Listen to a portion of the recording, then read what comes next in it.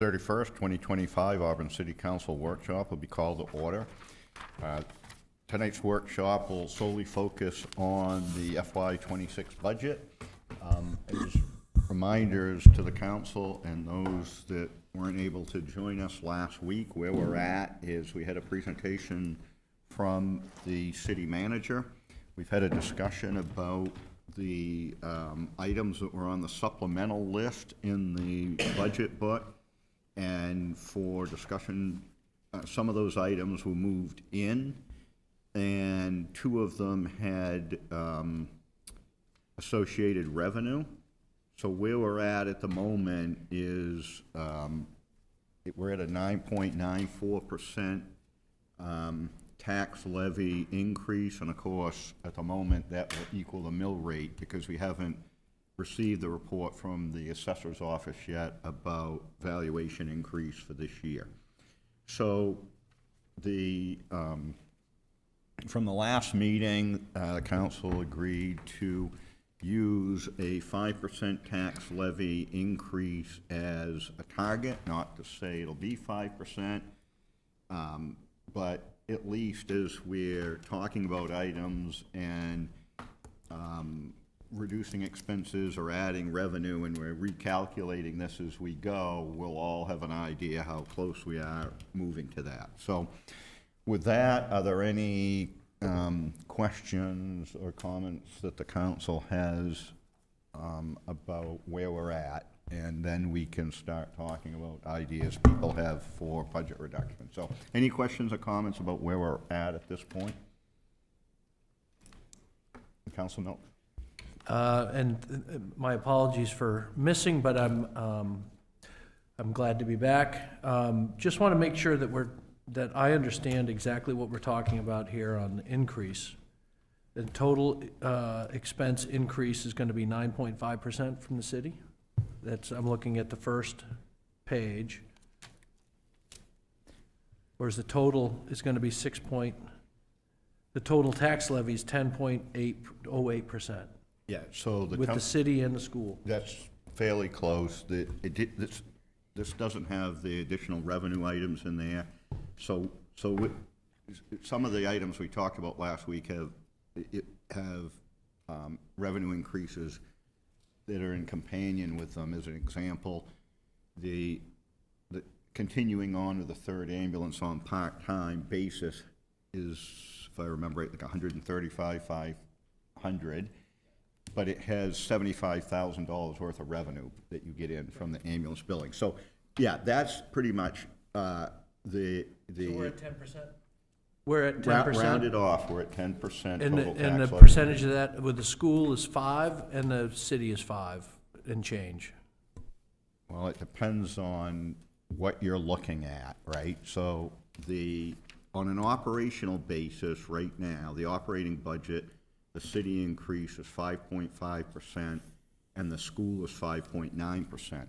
When you add in the debt service, right, which is a little, looking at the bottom line number is a little misleading because the debt service is in it. But when you add the debt service in, it's a 9.5% increase on the city side and 4.2% on the school side, because the drivers on the city side are the South Main Street Fire Station, Marrow Road, and the beginning of the bonding for the new public safety building.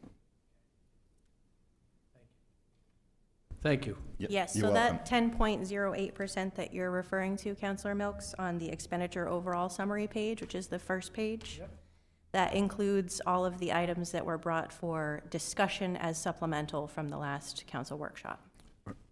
Without the companion revenue.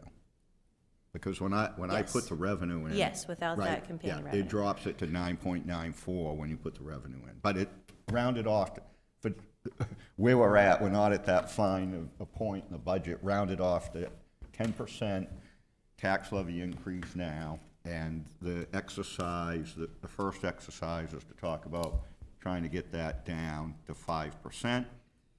If we find that's relatively easy, we keep going.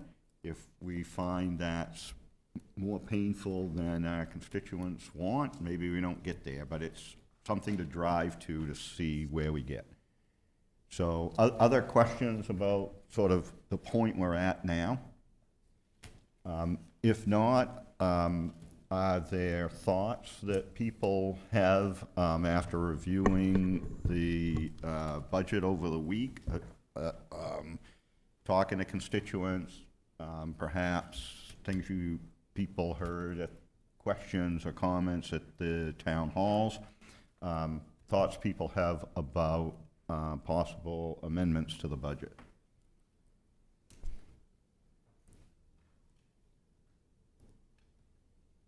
Councilor Cowan? Thank you, Mr. Mayor. I guess one question I didn't know whether it would be easier to have the conversation up front or towards the end, and that would be thoughts by councilors in terms of what we might be asking as a total decrease from the school versus the municipal. And I didn't know, Councilor Platts, if you had thoughts in terms of if I threw out a number like we asked the school to decrease by 500,000, do you have a sense of, what the consequence might be? I think the consequence of any cuts on the school side is high. I'd say I would feel answering that question is premature. Personally, I kind of want to go through the city stuff first in my head. I kind of look at everything as a department, including education. I personally rank education very high. So I'll look at education the same way I look at fire and police and public works and rec. And so I don't know. I don't have a number right now to say school should do this, city should do this. I think you just, personally, I kind of, again, I look at education as a department, just like all of the others, and kind of rank it in your mind where you think it should be. And then I personally, I think that's kind of where we address it. But. Okay, sounds good. The other comment I would make is that I agree with Councilor Platts about sort of looking at the budget. I think we want to be very careful from a council about talking about the impacts in the school budget, right? The way we're structured, it's the responsibility of the school board to work with the superintendent and the other school department staff. So I think since our role is really the approval of the gross number, I think as we go through this discussion back to where Councilor Cowan started, if we have thoughts about reductions in the school budget, I think the way we should proceed is we should say to the school board and the superintendent, I'll just use the $500,000 as an illustrative example. We'd like you to tell us what a $500,000 cut in the school budget would look like. And they'll come back, they'll figure out, the school board, where that might happen, and then come back to us and let us know what the impacts of that are. Is that good? Yeah, and I guess to give a little context to my comment, the reason I wouldn't set a number right away is because I don't know what that number needs to be. Again, I personally value education high on the department list, and so I feel it wouldn't be smart of us to just name a number. Let's see where we need to get, where we can't budge elsewhere on the budget. I think that'll give us a clearer picture of kind of where we need to be cutting on possibly our higher priorities. Right. So, Councilor Cowan? Yeah, if I may, then I just had as I was going through, I just needed some assistance from the manager and reminding me on some of these changes. So if we started with administration, I was not remembering why we would have a 60% increase under city clerk, for example, and 16% under finance. Also recognize that under city manager, there's a decline. So I'm just trying, if you could remind me on what changes or shifts are there, I'd appreciate it.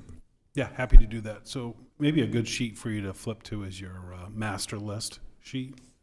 I think that's probably a good one to walk through.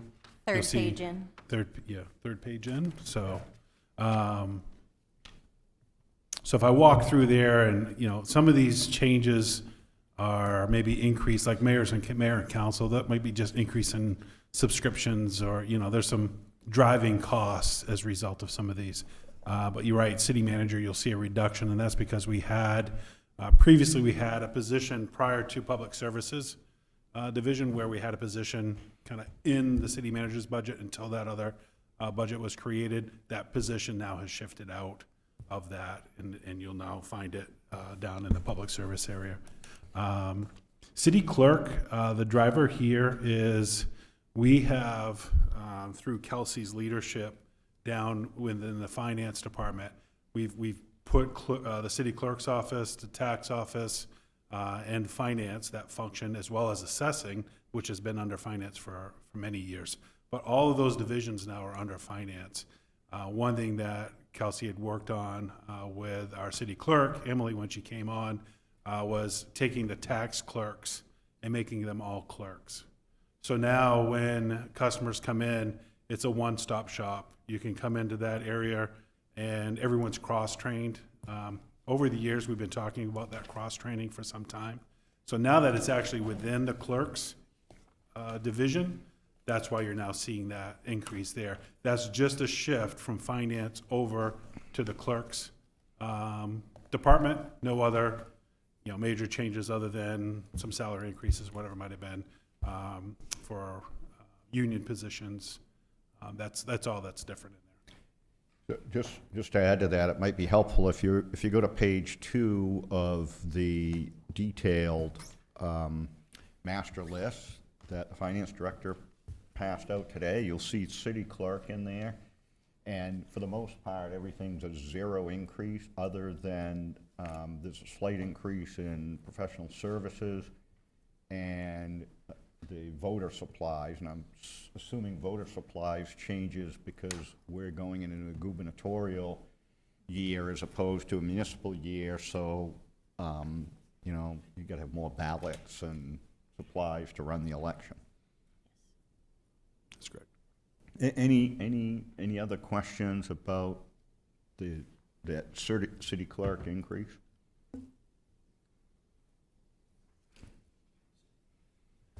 Councilman? Yeah, so what is this increase coming from? That's a 60% increase. From city clerk, that is the staff shifting from finance department. Those tax clerks that are, when you first walk into the lobby down there, all of those staff members have been moved over to city clerk department within the budget. Okay. But the finance department went up 211,000. Correct. So finance department includes expenses such as our insurance premiums and deductibles. So the Health insurance? property and casualty. Okay. So our buildings, vehicles, equipment, all of those are land, things like that are included went in there. It did. If you What percent of the 15 is that increase in our insurance? I take that back. That did not go up. What went up is our general professional, which includes contracted staff. So that is,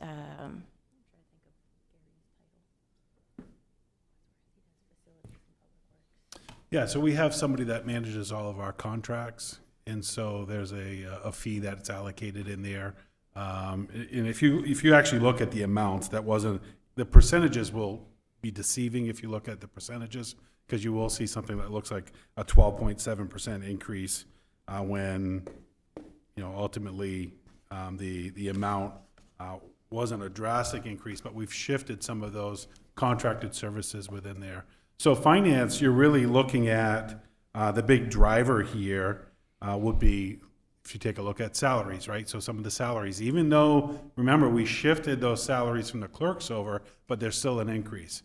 We've been transitioning within the finance department.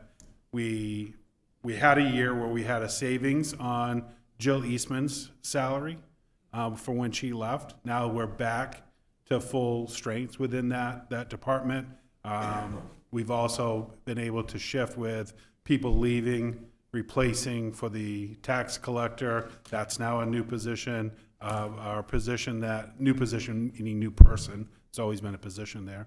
And then also shifting with a position that we share in that line item with CDBG, because there's an accounting clerk that then shares those two positions. So some people have changed, and when that happens, there's shifts in salaries as a result for rehiring. So if you look at that general professional line I was referring to, last year it was 35.5, this year it's 40. So that includes that part-time contracted, it's not a salary per se, but it's to pay for that person who handles those contracts and facilities. Professional development went up in this department. However, that's just a shift. It came from facilities because finance now has the purchasing analyst, which used to be under the facilities department. So that training budget moved from the 10-15 facilities over to finance. So it's an increase within finance, but not within the overall budget. And the other items that went up, we did have dues and subscriptions. Some of those went up about $792. We also have, you see the revaluation in there. That's not part of our expense budget because that's a bonded item. It just shows you what we've spent so far in expenses because this is a next year, current year comparison.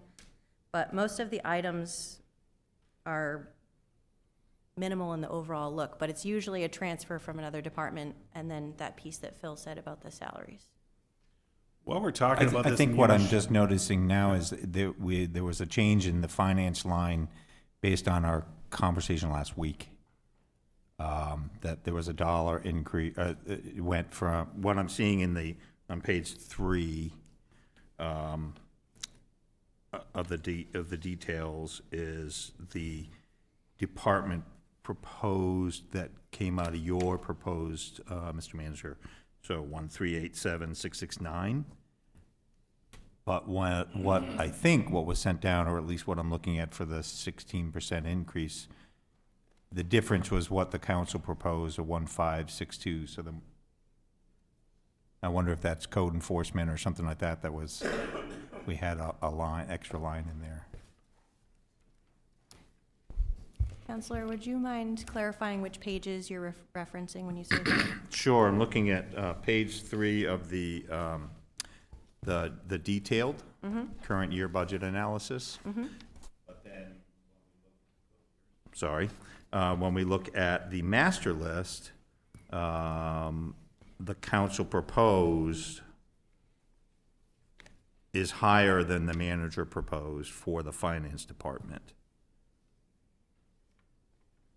1387669 to 1562669. The 211605? So, Yeah. so would that be the That's the senior s- tax reimbursement senior program that tax. was That's the senior Gotcha, tax. okay, thank you. Yes. I was just trying to figure out what Which is piece that not we included talked in the about. detail because that was up for discussion in this. Yeah. Not what we Yeah. had proposed for detail expense lines. Perfect. Thank you. Thank you. So that's the 175 we talked about last week. correct.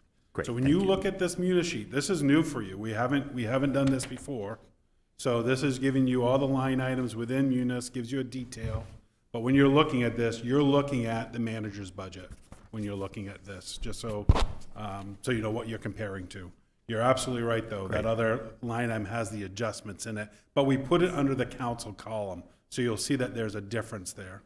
Yeah, and that's very helpful. So thanks, because I was trying to remember what that would have been. So appreciate it. So for those, from last week's discussion, there was, the group agreed to bring over $175,000 for this purpose of discussion that would be right now out the amount to go towards the senior rebate program that we put in play. Correct. As a placeholder currently. As a placeholder. As a placeholder, yes. Correct. So if you're on your munis sheet and you want to stay there, we can just, because then you can actually look at the line items, you'll see the percentages, maybe that'll be helpful. We've already talked about mayor and council and the city manager. One that we didn't do, though we went to finance, was if you go back to page 1, begins with the communications and engagement. This is one when I did talk about the communications department, that reduction of 15.6% for salaries. That's the position. We had a third position within that department. We chose not to replace that, but we did include funding to help staff hire part-time staff for events. And then you'll see everything else within this line item, within this department remain the same. We already talked about clerks. We covered finance. I'm sorry, on the finance thing, I'm still not tracking Okay. where the 200,000 comes from. You have, I can pull it up in my sheet. Hold on a second. So I think that would, the 211,000 would include that 175,000 that we talked about. Does that include the 175 placeholder? Yes, because that Okay, increase, that- decrease includes council. So you'll see it So our says increase increase, there decrease, is- council. That's with that increase as well. So the increase there is really, the budgetary increase is Right. 36,000, 36,600. Correct. That's why I said our department's increase is minimal in comparison. Those percentages, as city manager said, are a little deceiving on the detail sheet. But yes, that 211,605 includes, that whole column is the increase and decrease compared to the council proposed with those up for discussion numbers. Okay. So even though it's 175,000, it's showing the 211. That's because it's taking the managers, everything that stayed within the managers, and then just added the 175. Yeah. And I'm looking ahead, managers proposed for 26, and council, and that's another 400,000 in that department? Which department are you in? I'm looking at the same, it's for this year, you got 211,000 increase, which of 175 is that placeholder. But then I'm just looking at the manager proposed for 2026, and that's another big bump. And From council proposed 2025, you mean? 2025. Yep, so 2025 approved And then it says was, 2026 manager proposed right next to it. no, there's, so you have FY '24 actual, then you have FY '25 approved, so that's the approved, council-approved budget. Then you have FY '25 year-to-date through March 1st, Yeah, so you can see where we are as of March 1st. yeah, Then you have city manager proposed, so the FY '26, and then you have council proposed, an increase and decrease Gotcha. between gotcha. council proposed. And so the FY '25 approved budget was 1351.64, and the manager proposed was 1387.669. So Roger I that. proposed an increase of 36,605. You added 175,000. Roger that, thank you. Okay. No, that's good. So you'll know as we go through, you're going to see some other line items where are we shifting and why are those changes there? And we can talk those through. Yeah, so just keep an eye on that FY '25 approved column. In between that and the manager proposed is that year-to-date through March 1st, just to give you an idea of where we are and up till that date this year. All right, HR department, no changes within HR. They came in at 0%. There are no union positions within there, so there was no staffing salary increases that were built into that budget. Planning and permitting, this is one where this required some shifting, some changing. You had only funded the long range planner position, rather, for half the year. So that position was funded in for the remaining half of the year. But this is also where we restructured that department, where we pulled the deputy planner position out. That's eliminated. You won't find that anywhere within the budget. That position's gone. As I said when I presented the budget, was that there was some funding that was left from that salary, though, for contracting out some services. So the work that position would have done would require some contracting out, some that we already have in the pipeline and we know that we need to get done. So the offset within the salary line item was as a result of that reduction of 7.5%. Again, changes within professional development, that because some of these line items for planning shifted from the planning department.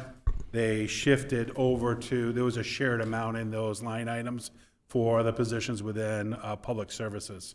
So when you see these reductions, it's because part of those costs for office supplies, operating supplies, dues and subscriptions for our folks that have affiliations with Maine planning groups, those things, all those shifted over. So that's where all the reductions in this, this department lands. But you'll see some of those down in public services.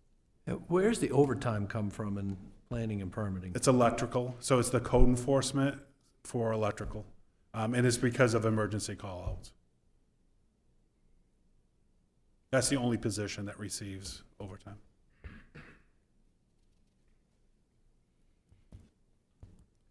Public services, this is, this is new, this is combining, again, some positions that came from the city manager's office, also pulling some positions that came from Public Works and economic development. So this is merging those departments. So the header here for 1011 in the past was economic development. And so now it's just titled as public services.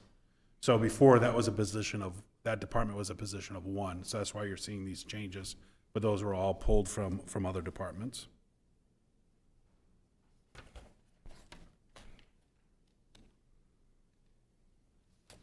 So we're seeing the negatives that were moved into there Some would of be those. the regular salary and facilities. Was that one that moved into there? There's a negative 100,000?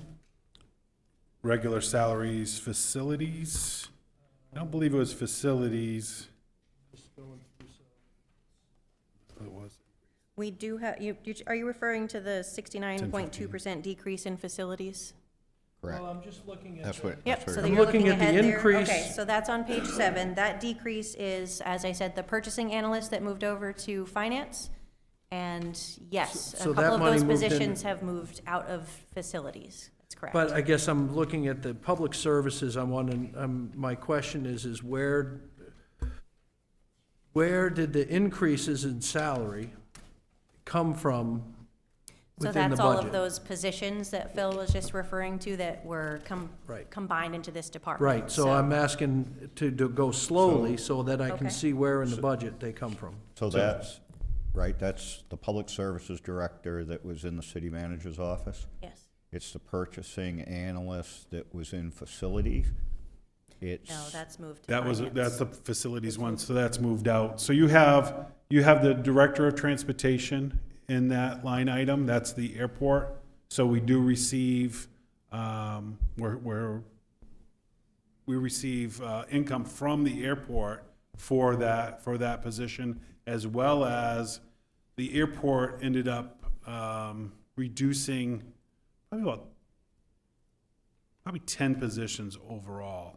We've taken on a lot of those services here, and we've rolled them into finance, into HR, but there's also another position that it will be a city hall position. This is the one that I mentioned when I gave the presentation, that there was that additional position within the airport. That's in this budget that you never saw before. It was just being paid.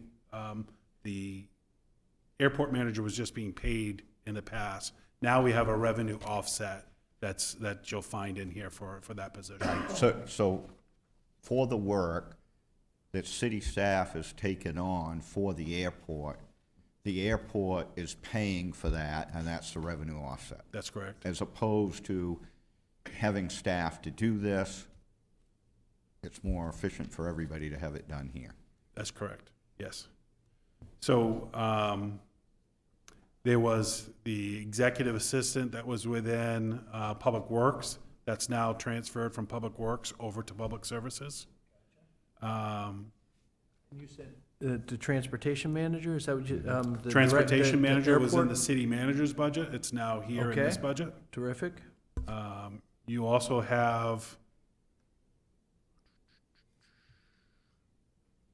the economic development position that was in here, so that's the only comparison with salary that was actual in that line item. And then you have the contracted service that I mentioned. Replacing the person we didn't hire. Taking a person, we chose not to fill that position In part. in part. It's not, the contract services aren't a full-time FTE No. equivalent.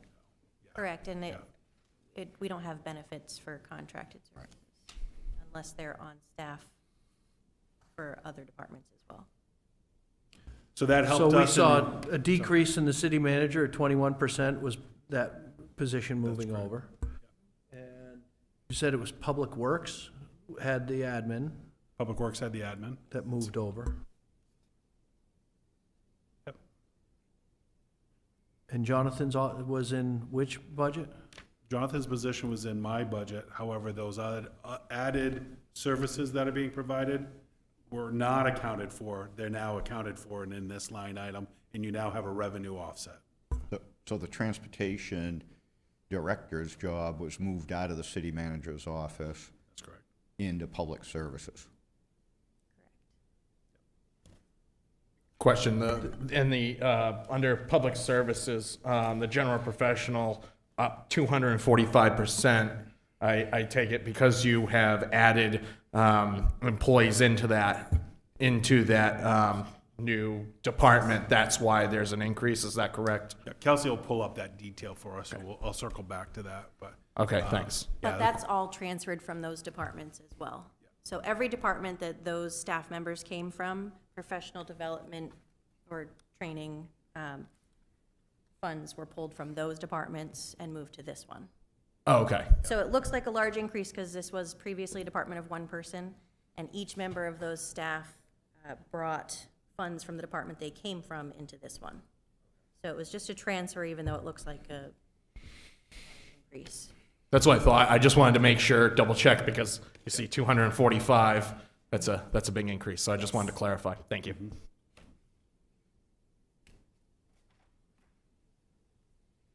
For clarity later on, if you want to look back, I did provide you the staffing sheet.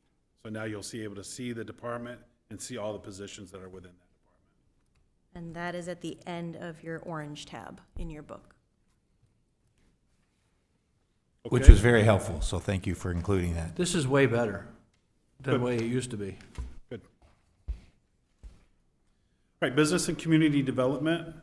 Can I just go back? Sorry. Sure, I was just looking at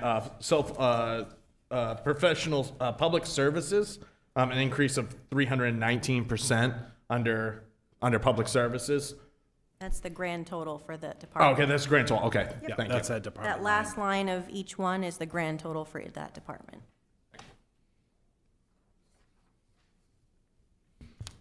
It'd be nice if the system shaded it out for you. That might be helpful, but. Yes, it would. All right, business and community development. So this is the positions that, a lot of these positions are also grant positions. You'll see those as an offset within your revenue line item. So really, the adjustments here, and it's not very many, it's really looking at a small increase within the salaries. That's mainly shifting from some grant positions that left and different positions coming in. And then those positions that are within that line item, they are,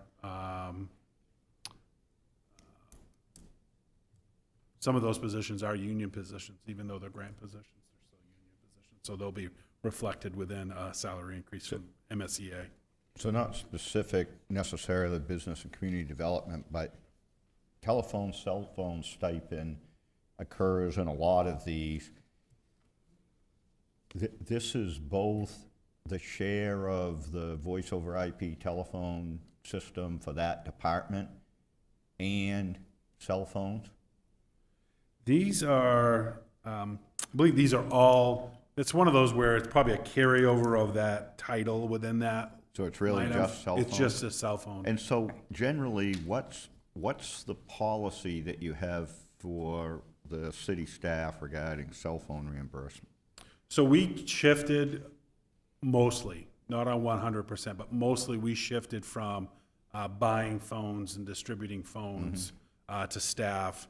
Now, it depends on the position, whether or not that position requires a cell phone use. So if it's an on-call position, we have a cell phone now that's passed through the IT department on whoever's on call. So there's one cell phone, that's not a stipend, we pay for the cell phone, that would be in that line item. And then there are some departments where there is an obligation for after services, after hours rather, to answer that phone. Those individuals receive a stipend that comes back to them. And it's anywhere between, we've got two categories, some are $45 and some are $70. So depending on what's obligated of that individual. And I'm assuming people that are routinely in the field, like a code enforcement officer, they might not be on call, but they're out in the field all the time, They're so on the they may field all get a stipend. That's correct.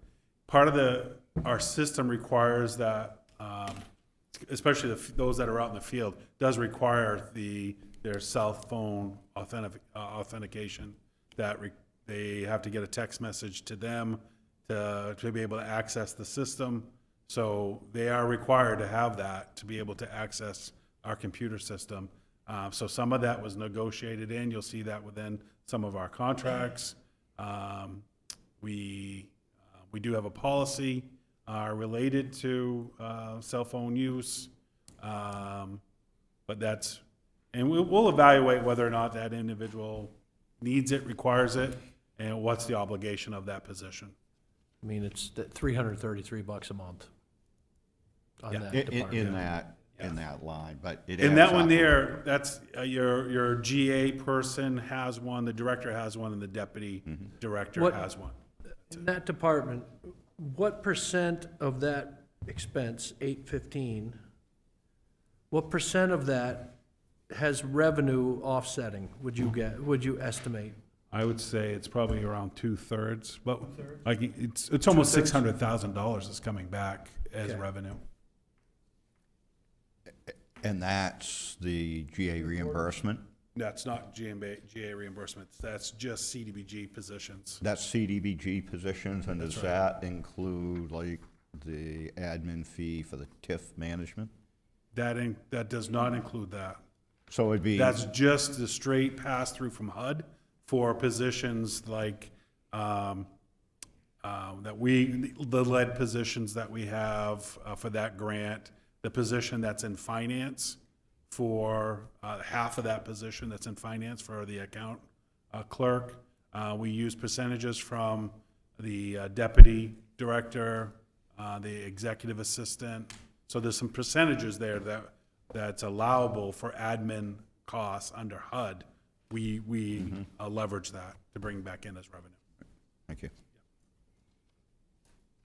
So that's a net of about 215 is what you're saying, plus or minus a net cost to the city of 2 Yeah. to 220 Yeah, I think thereabouts, it's plus probably or about minus. 230, probably somewhere in there. Yeah. Of an expense, 230 expense. Correct. Yeah. Any questions there? All right. Engineering, you'll see no change here. This is a department of 3 positions. Those are not union positions.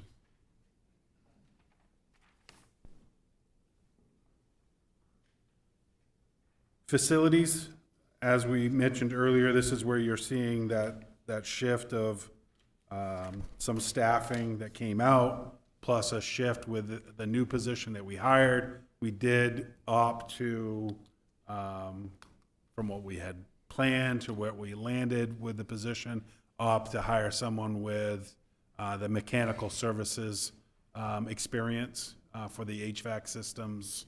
And then this person that's in this position is embedded right at the high school, but then is also overseeing all of our facilities. We met him at the Correct. event that we were at the school. That's correct, he gave the And- tour. And talking with him, the stuff that he's doing he could conceivably pay for himself if he can Easily. efficiency through the systems. I'm very impressed by him. Now, this is the second year that you're seeing something that we had started working on when I became city manager, was we had a lot of line items in all the departments for things that evolved around facilities. And so we started shifting those into this one budget. And so now you're not seeing utilities spread out through every department that happens to be in that building. So you get it all here, you're seeing where the numbers are at, and it's tracking well. We're seeing this as a good overall use of this, rather than having these broken down in each department, and then we give an estimate and say, okay, everybody increase your department, that line item by 10%. Well, maybe all we need to do is increase it by 8%. And we're doing that within this format now. So this has been a good shift for us. Do you know what that 113,000 building repair budget is for? Yeah, I think about 40,000 of it is actually in this building. There's the upgrades that we are doing from this building, and the rest are broken out throughout all the other departments. Small amounts. Yeah, it's these not are really showing an minor. increase or a decrease, and it's not showing on last year's budget. Building repairs, I'm not seeing a, Yeah, we came across, we tried to shift everything out last year, but we came across this in a couple departments. And so we shifted them out of those departments to put them here. This is also requiring that those building repairs are coordinated through the facilities person, rather than just a department director saying, okay, I'm gonna go ahead and put a wall up. Part of our challenges over the years is some of this stuff was done and maybe a permit wasn't pulled, or for, things that weren't really properly vetted. Now it's all going through facilities. and there's a line item within this budget that shows where that came from then? That 113? You're gonna see some building repairs and some other Okay. line items that are probably zeroed That out. consolidated into, okay. That's right. Great. It's a zero increase, would you say? I don't think we added anything. I think this was all direct transfer. Yeah. Yep. Thank you. Thank you. Yeah, direct transfer. Yep. Okay.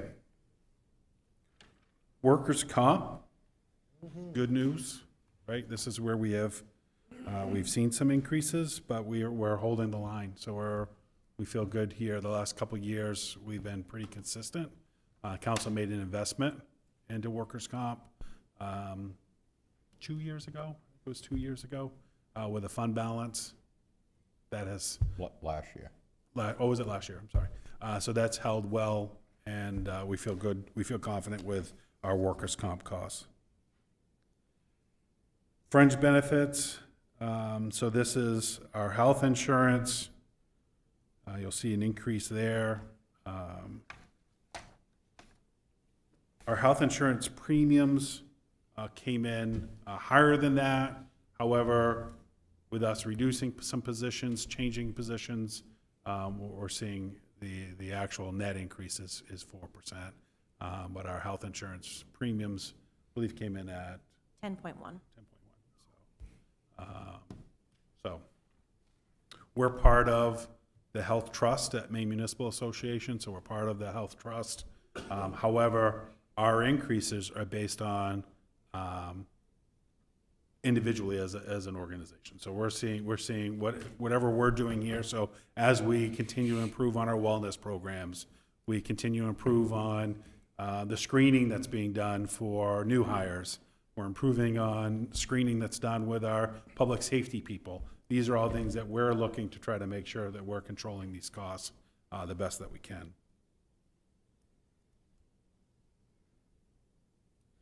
ICMA retirement, part of this is just, we have individuals who choose or make changes.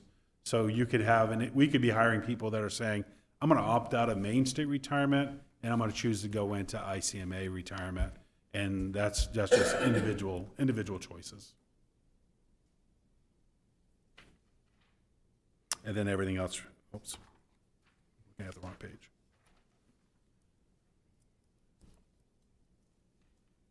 And again, health reimbursement, that's another one it's based on our staffing. So if we have a staff member that has health insurance through a spouse, they get the reimbursement from us. There's a share that goes back to the employee if they opt out of our health insurance. This just means we have less people doing that based on our hiring. Right, so based on the comment at the previous meeting where more employees are opting into our benefits, this is the offset for that, because whatever payment that they got in lieu of the benefits, that's now going down because of that shift. That's correct. Yep. I got a question in regards to, I don't know if it will fit into here, but paid family leave is, because I know the employer puts in 1%, if that's correct. Is that in here as well? It is. Calculate. It's included in here, yes. We included it in the, let me double check which line, one moment. We include it in the health insurance line because it's considered a health benefit for a medical leave. So we just included that in this line. Thank you. We're not 100% there yet, because the way that the rule was written, if there's people that are currently within have an active contract, a collective bargaining agreement, then we have until, I think it's May of 2026, before we have to shift everybody. So we'll have people that are, each year, that are phasing into that. We are exploring as being a municipality that opts out. And so opting out just means that we're providing a plan that meets the state's requirements on the opt-out. So I've been having meetings and discussions with individuals that provide that service.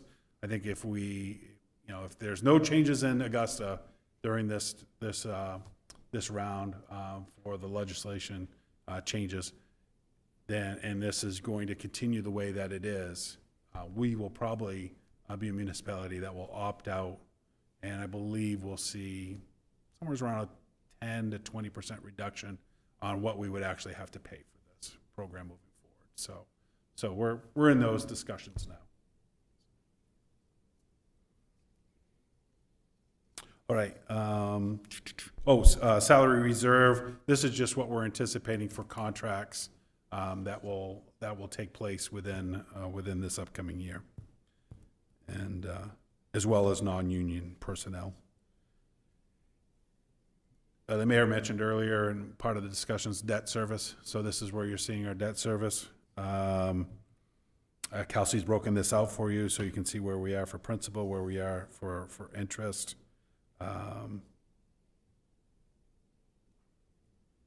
Questions there? Adam? I've got a question, actually, on the emergency reserve. Oh, I'm sorry. Can you yeah. just educate me a little bit on that? Do we put $550,000 a year into a reserve account? And if so, what are we pulling from that account every year? It rolls forward. If we don't spend it, this actually hasn't been spent for a while. It just rolls forward every year. Got it. So that's effectively a balance, not an annual not an annual Correct. expense. Yeah. So theoretically, if we had an emergency and spent $200,000 of this, you'd see this as an increase next year, right, to bring it back up to 550. If you don't spend it, it just rolls forward to the next year. So we don't zero this out. It's one where unless we're seeing something major shift happens within the department, that salary reserve is available to offset that department's salary if it goes over budget, because that contract within that department may have been negotiated after July 1st. So then that's the driver for that. But as the mayor said, very rarely do we shift some of those costs. We will look at salary reserve for if we have we haven't filled a position and we're hiring someone part-time, then we might shift that money out for that. I think the question was related to the 550 in the emergency reserve. Oh, emergency reserve. I'm sorry. I thought you said salary reserve. No, yeah, so You're it's rolled forward year to year. Yeah. Yeah. If something catastrophic were to happen, we would have reserve funds available. Concept, it's a rolls forward rolling year to fund year. as well. Right. And with, Rolling in the sense that the line item doesn't, we'll put that number in. We budget it, but we don't move the money the necessarily. money. And then the next year we budget it, and if we do spend the money, so- we have to so update the line item. Theoretically, if you think about it in the big picture, right, this is funded through property tax funds. If you don't use it, theoretically, it would flow into your undesignated fund balance, and then you just pull it back and put it in here, right? So if you don't spend it, in effect, it just rolls over year to year. Because, and if we don't put a number here, we just say we're not going to allocate because it's rolled forward. If something happens, then we don't have any money to put back into there, essentially. Correct, we need to We'd budget have to be able go to into the use it. fund balance at Correct. that point and do a formal, right. This alleviates you having to go into the fund balance for an emergency. Correct. Yeah, occasionally we may have come before you to say, look, we don't have it budgeted, but we know that we've depleted our salt at the end of the year. We need to, so we'll say, council, we're going to be, in charter, it says I need to notify you of that. And so I'll notify you. We may never actually put any number in here because the overall public works budget, because they were reduced on, low on salaries or whatever else, it never transfers. Everyone's good on emergency reserve? Just So, going back yeah. on salary reserve, as I was talking about that, the other piece that I didn't mention was, so sometimes we don't know when somebody separates either from us, so they might have a cash out that we may not have planned on. We would use that salary reserve for that as well. All right, fire, EMS, Well, transport. Back to debt service. Any Sorry, go ahead. questions on debt service? Yeah, Councilor. Yeah, just a question. I'm assuming the bond rates are staying fairly stable.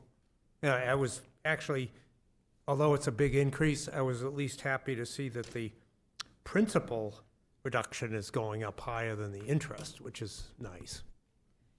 Yes, so bond rates have changed over the last few years. You may recall a previous council, you made decisions to bond some additional funds because the rates were so low. So they have come up, but I am in talks with our bond council for the upcoming CIP, and I'll have a better idea of what rates we're looking at when I've finished that conversation. That just started last week with them. Council Mills? And what's our total bond obligation of total principal? Is this the complete bond right here, the 12 No. million? This is our There's a- total there's a for the schedule- year. There's It's a schedule later in the book. Later in the book, good, Of great. all the bonds. And when they're coming out, Correct. and when they're being. Correct. There's a nice big, it's in the second green tab, it folds out, it shows you everything that the city and school combined, because city and school are one, right? It shows everything that we're obligated for over the next however many years. The one thing that I would mention relative to bond that I think the council needs to be aware of is the administration in Washington has proposed eliminating the ability for municipal bonds to be tax-free, right? So they're estimating they can, I can't remember over what period of time, 10 years or something, generate $250 billion worth of additional tax revenue by eliminating the tax-free provisions for municipal bonds. So this is something to watch. We'll be obviously letting the congressional delegation know that this is a really, really serious problem for municipalities, because if they remove that, you'd be paying commercial rates, which are going to be at least double the interest rate that we're paying now. So that's something we want to watch. It has have a significant impact on the budget going forward if that happens. Fire EMS, 2.7% total on this line item. This is a unit that we are currently negotiating with for a collective bargaining agreement, so you're not seeing any negotiated salaries in this increase. However, there are built-in steps. Those built-in steps are accounted for in that salary change. And then if there's a matching, I think you'll see like acting rank, that's if that position has increased because of steps, then obviously some of these other positions, these other line items are going to be adjusted as well, whether it's overtime or extra ambulance services, those types of things. So, so those, you're seeing very minimal changes here. One thing that we've been working on is getting the uniform, protective clothing line item. You'll see where I just did a straight 25% on the protective clothing, trying to get that more in alignment with what we actually spend every year. It's usually over every year, and so we're trying to make sure that we're hitting that. And then physicals as a result of just what we're anticipating for reduction in staffing and in the need to replace. Any questions on this? There's not. So questions that came up during the town hall relative to this, could you just review so the council's refreshed on this and the public's watching, how the minimum shift staffing and the overtime works for the fire department, right? We got 4 fire trucks, 2 ambulances, a battalion chief. I mean, there is a few, like Monday through Friday staff, but if you can review how that works for staffing the apparatus, because there were some suggestions that given the number of employees, we could have fewer employees, but what that really would mean, unless we took apparatus offline, it would just increase the overtime. So could you cover that? Right, so one thing that we were able to negotiate out of the collective bargaining agreement quite a few years ago now was that the minimum staffing was based on, we staffed at 16, we had a minimum of 14 that had to be in the stations at all times. We changed that, so our minimum staffing is now per apparatus. So if an apparatus was to be pulled out of service, those positions would not need to be carried over or staffed for a minimum staffing. Not that we've done that, but that is allowable within there. We allow 2 people off per shift. And so if we're staffing at 16, we allow 2 people off or right at the minimum, 14. If someone takes a vacation, that's allowing for the vacation time. If somebody calls out sick, then that dips us below the minimum staffing. And so now we're paying overtime to replace that individual to ensure 14 keeps us at our minimum apparatus allocation per station. So whatever truck that we're pulling out, whether that be 2 on rescue, 3 on the pumper, whatever it might be, we have that minimum staffing that's built into the 14. And just to be clear from discussions with the fire department in the past, our minimum staffing on fire apparatus is 3, which is lower than the NFPA standard, which is 4 per apparatus because of the 2 in, 2 out rule at a fire. So in effect, if anybody's going into a building, we have to have at least 2 trucks. pieces of apparatus That's correct. there. That's correct. Yep. All this is built into our ISO rating, which is our insurance rating for the city. So they take a look at our staffing, they take a look at how many individuals we have per apparatus, how many we have per capita for our community. Also, a large factor in Auburn's ISO rating is accessibility to water. So when we have a large area of our city that is not, has no hydrants. So that impacts our ISO rating. All those things get brought into a formula, and it's calculated to determine what the ISO rating, which then impacts property taxpayers on their property insurance.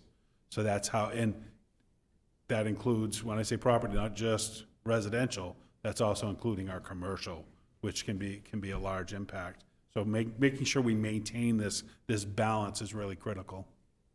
What would you say our grade would be if we were to grade that because of the size of our city and our rating in insurance, and where would we stand there? For just staffing, That insurance rating that you just said that rolls into everything. yeah, Where- overall, I we mean, a C? we're lucky to be a C, probably. Okay. Yeah. Yeah, the most recent conversation I had with Chief Chase about this is that where we are now, we'll be fortunate if we don't have increase in fire insurance across the city because of the ISO rating. You're right on the edge now. It's being assessed right now. We'll know soon what that will come in at. How would that impact a taxpayer, a homeowner, would you guess? Is that going to, any idea? And if you don't, that's okay. I'm not sure. I mean, it's certainly going to be an impact on their premiums for their property insurance. Yeah, and it's a disproportionate impact on commercial and industrial, especially large commercial or industrial facilities because of the value and the ability to respond. All the additional pieces, and when I say additional, I just mean we train up and we certify our fire personnel for hazardous materials. We train up them for being able to do ropes, to be able to get into small confined spaces. All those, that's all factored in to our ISO rating. Whether or not we train up individuals with EMS. Are all our firefighters have the basic level for emergency management, emergency medical services, then that factors in. So when you start seeing these things, one, it's a good service that we're providing, but it also has an impact on our ISO rating when we're being evaluated. The types of equipment that we have and that we're rolling out, how much water can we bring, but not only how much water can we bring, how much water can we bring in from mutual aid? What is their availability from our mutual aids communities as well? So all that's factored in. And we're factored into theirs. So I think the chief talks about this often. It's all a network, whether that's our EMS network to what our fire, because not one community can be able to provide the entire level of service that's needed for a large scale fire, say. Lewiston needs Auburn, Auburn needs Lewiston. Okay. So what you'll see in this though, for fire and EMS, because I don't know what that salary line item is, but more likely than not, we will negotiate a multi-year agreement. So next year, you'll see FY 26's increase, plus you'll see FY 27's increase. Just as, keep that in mind. Like we did last year. Like we did last year, correct. But only for 2 units rather than all the 7 units. And just to point out, in the council proposed budget, that is where the EMS third ambulance additional cost, 135.5, was put in. You have in here, you have at least 40 hours of coverage from like March 1st through the end of June 30th. So you've got those 4 months built into this budget, and then you're right, the 135 is for the remaining part of the year that's in the council supplement. What's not in here is the $75,000 revenue offset. Correct. That's one of the Correct. items that brought us down just below 10. Right. Yep. And your sense, if that dollar amount of 135.5, if we chose to reduce that, the ratio of revenue would be relatively proportional for any dollar value that we had in. Right. Because we're capped, right? Kelsey will know the exact number. It's like $273 for a Medicaid, Medicare call, and under the state statute, you can only charge 200% of that floor. So it'll be proportional, right? If you cut down the hours, proportionally the revenue will go down. Remember, a big piece of what the chief had talked about too was, we're not looking at, we might pull in some calls that were being pushed out to some of our mutual aid. A big piece of what we were looking to do is build that capacity within the existing system to provide some reprieve for just these constant call outs that Mayor and I have been talking about. You know, we have an EMS service that's being provided for a 24-hour shift. And if they're out constantly, then you've got a provider that's responding 24 hours. And so building in that reprieve during those high peak times is really important. All right, for police.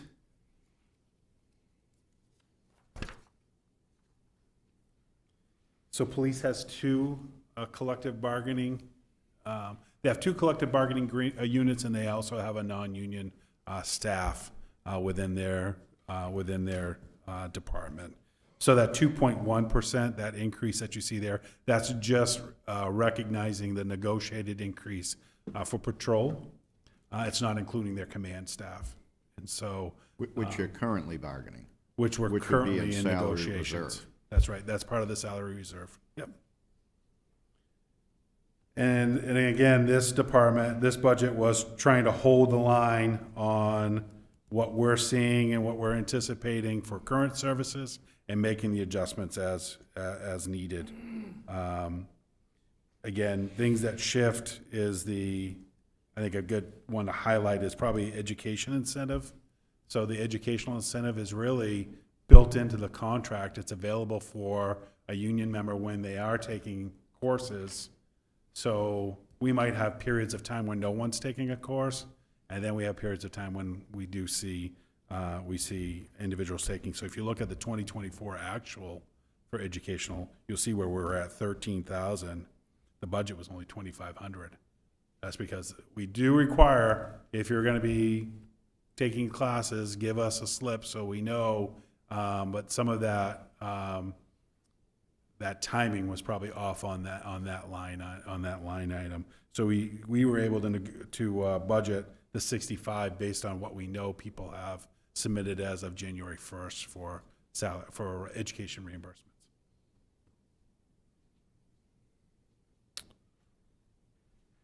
Questions here? A question on police. Are there any similar, I guess, Mayor, what you just described about the fire department, are there any similar scenarios like that with police? As far as contracted number of folks who need to be around to respond to No. certain things, or?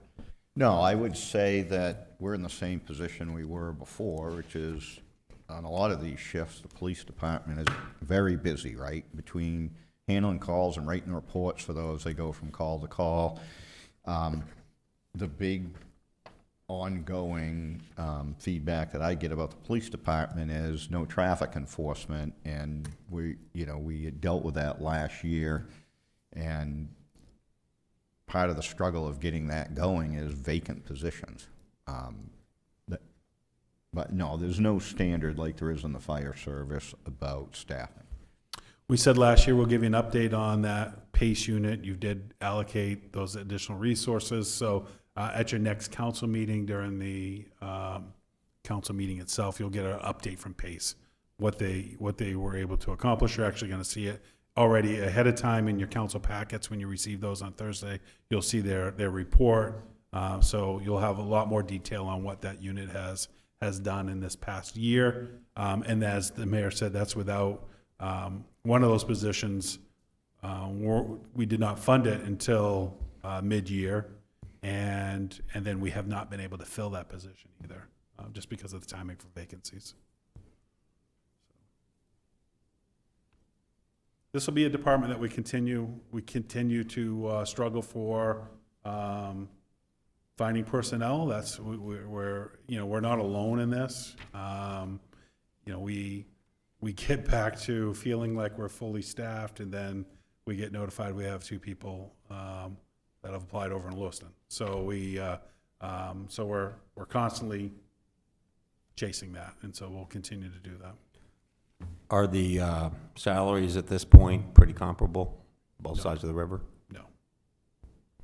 Not for Well- command or patrol. Maybe some at some level within the positions. So we're seeing people going over and getting a sizable increase. That's why they're going. However, if there might be a certain year where, okay, you're doing okay here in Auburn, but it's certainly not, because we've made a big effort on our entry level pay. If you remember, we had that conversation, and when we negotiated that contract, we did that. However, that mid-level that's where they're not, and that's where we're seeing people leave. That But 8 to but the 10 year salary, you have to be a little careful when you compare this, right, across the state. Because you get down into coastal York County and they're making more than they're making in Lewiston, just because of the cost of living. But our salaries, I think, are in the, say, 75th percentile, if you're looking at the salary just across the state, maybe 60, 70%. If you're looking across the state, So they're competitive with other departments. You know, Lewiston decided to be the highest paid police department in the state, which is what drove some of this. for a moment, right? That's what's For a happening. moment. You know, that's why, you know, if you look, other states are actually looking at doing much like, in some way, what teachers started doing regarding, at least here's what the base pay for a teacher's salary will be, right? And they started taking a look and saying, you know, all we're doing is swapping people out. Is there an opportunity here to maybe look at salaries across the board for all police departments? What could that look like? It'd be challenging. That's a big lift. But that's what some states are doing because they've been doing the same thing that we've been doing, but for a longer period of time. We're just starting to feel this probably in the last 5-6 years, is where we've been really struggling with staffing here in the state.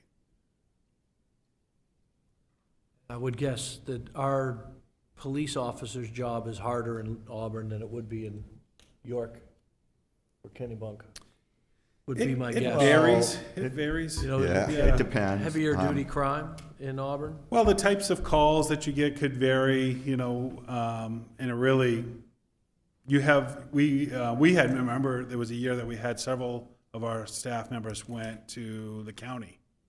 And not for a sizable pay increase, they went for more of a workload decrease. And so, and it's really, it's about the individual, and it's about their life, right? So there's nothing that you're gonna be able to do for salary, providing a vehicle, whatever it might be, for a package, when someone says, well, I live in Saginaw County, my kids go to school there, I could probably take that job with Saginaw, have a car, take-home car, but I'm also in the community where my family is and where my kids go to school. So if I'm on, I can always go to the high school and watch a sports event. You know, if I've got some time that I might be able to shift over. You can't compete with that. And so there's individuals that are gonna do that because of their own, how it's impacting their life. And so, but then there's certainly the drive for salary. We know that, we see it. So. Anything else on the police? So 3.5% is a very minimal increase for the PD. We really had them hold the line on a lot of things. A little bit of a tangent, but with regard to police, police and LRTC, are we seeing any sort of measurable feeder system yet? Like, are we seeing every single year, like, people applying to our police force that are coming out of vocational programs in the Twin Cities? I mean, I understand they have to go to police academy and there's all sorts of steps, but are we getting homegrown applicants, I guess? is Over what the years, what I'm asking. over the ye's, I think we have, because LRTC's been around a long time. I think the program itself, and it's been a while since I got a report from Lewiston on their LRTC program, but their report itself, around 90% of those students will either go into the military or go into some type of law enforcement service, right? It's hard to track the law enforcement service because it takes, from when they graduate high school, it'll take some time before they actually get in. But they used to track that. And whether that law enforcement service was a federal, state, or county, or local. But we do on occasion, we'll see an applicant come in.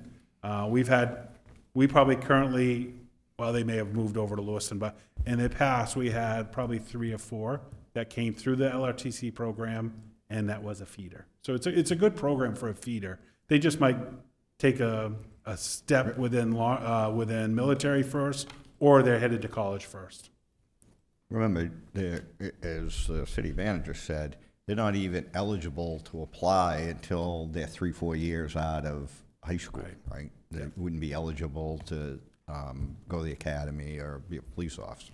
The community college is a great feeder. We're seeing that as a great program. They have the 2-year, but they also have the 1-year law enforcement program, a special certification That's a great feeder for us. We have several employees that have gone through that program.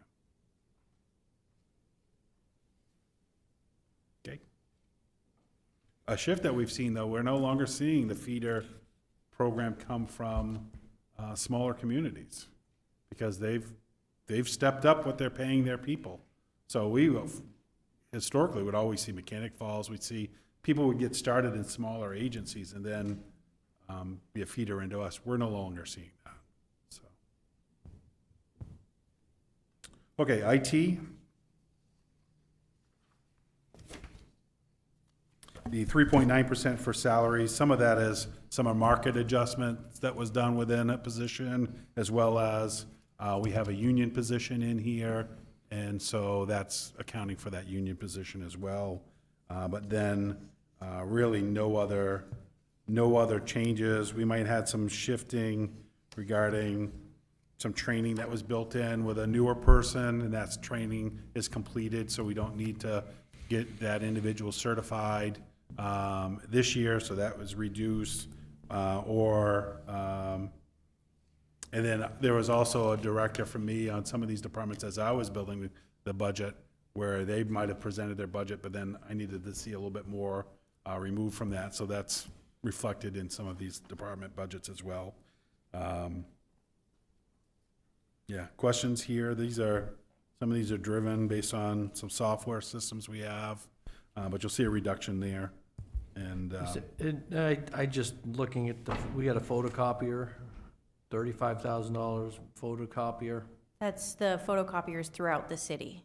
That's So all their of them? equipment rental, it's all of them. It's Okay. the rental of each of those machines.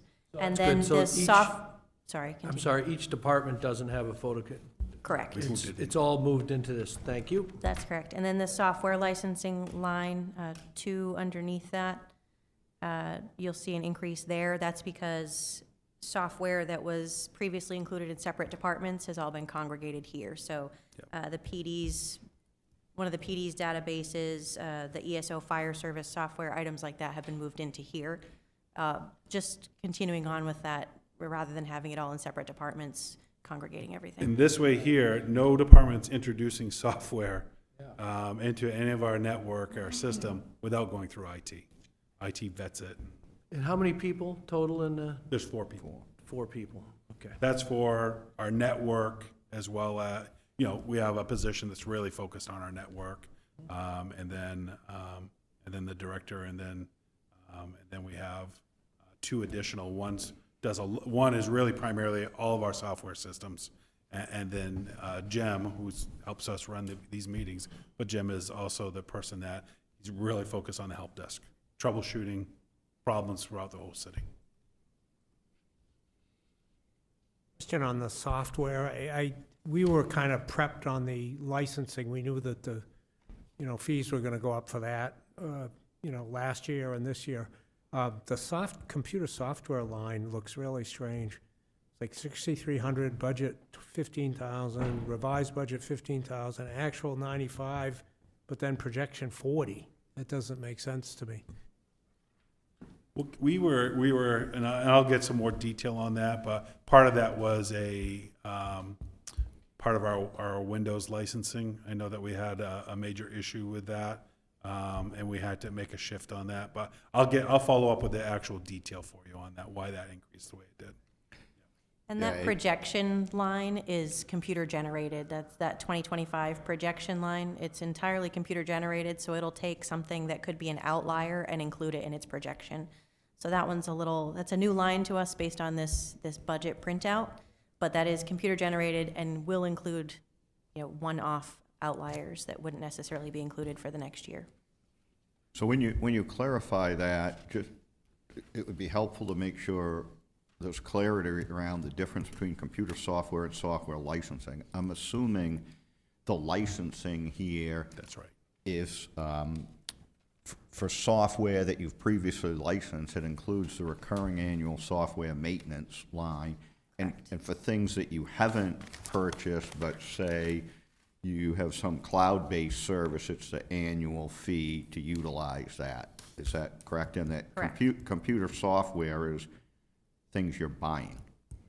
Correct, so if Okay. there happened to be an update that we could do without, Phil mentioned, there was a large update that we ended up needing, but the anticipated potential new software would be around $10,000. Everything else, which is in the software licensing, Is in recurring. is all those recurring, so it's our Tyler Technology software, which is what our financial software is, among a couple of other items, or through Tyler Tech as well. Our assessing software, the PD, fire, our Office 365 Sure. licensing, so it's all that recurring item. And then lastly, my last question, the general professional line, 77,000? Let me pull up the detail. One moment.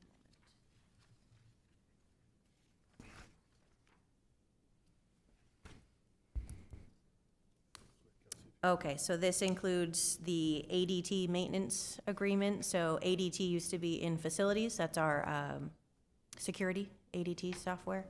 So that's now included in here. So our full agreement is 50,000 of that. So we had that, if you recall, going back again a year or two, we had been providing a service throughout the community for an alarm system.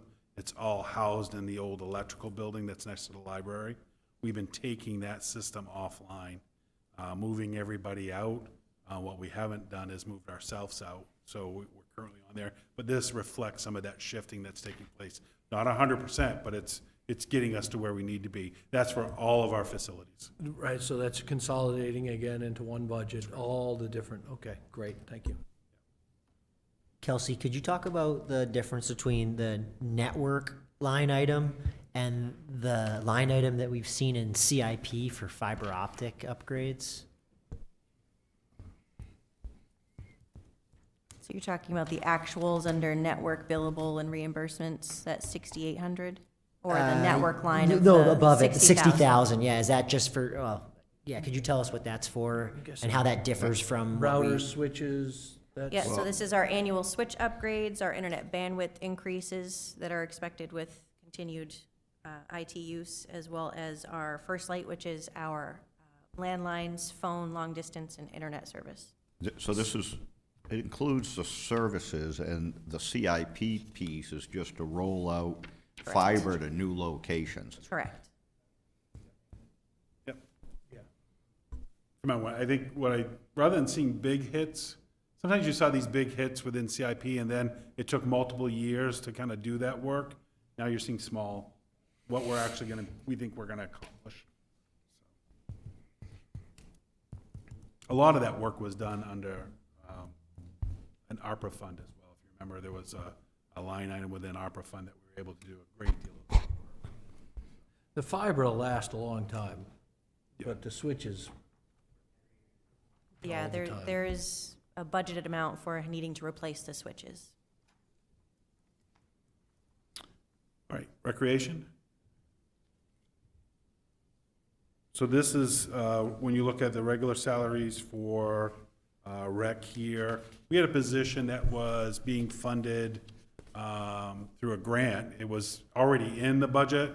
Then last year, we were able to shift that out for a grant that we received, which was the National NRPA, National Recreation Parks Association. So, so we had that position. That position was providing mentorship programming with PAL students. It really was focused on connecting on a regular basis with kids who family members might be having opioid addiction issues within the household. And so, so we were able to shift some of that out, and now that grant is over, so it's now shifting back within this budget. And so that's one of those salary positions. Most of these positions are all within MSEA, and so you're seeing some of the MSEA salary changes within here as well.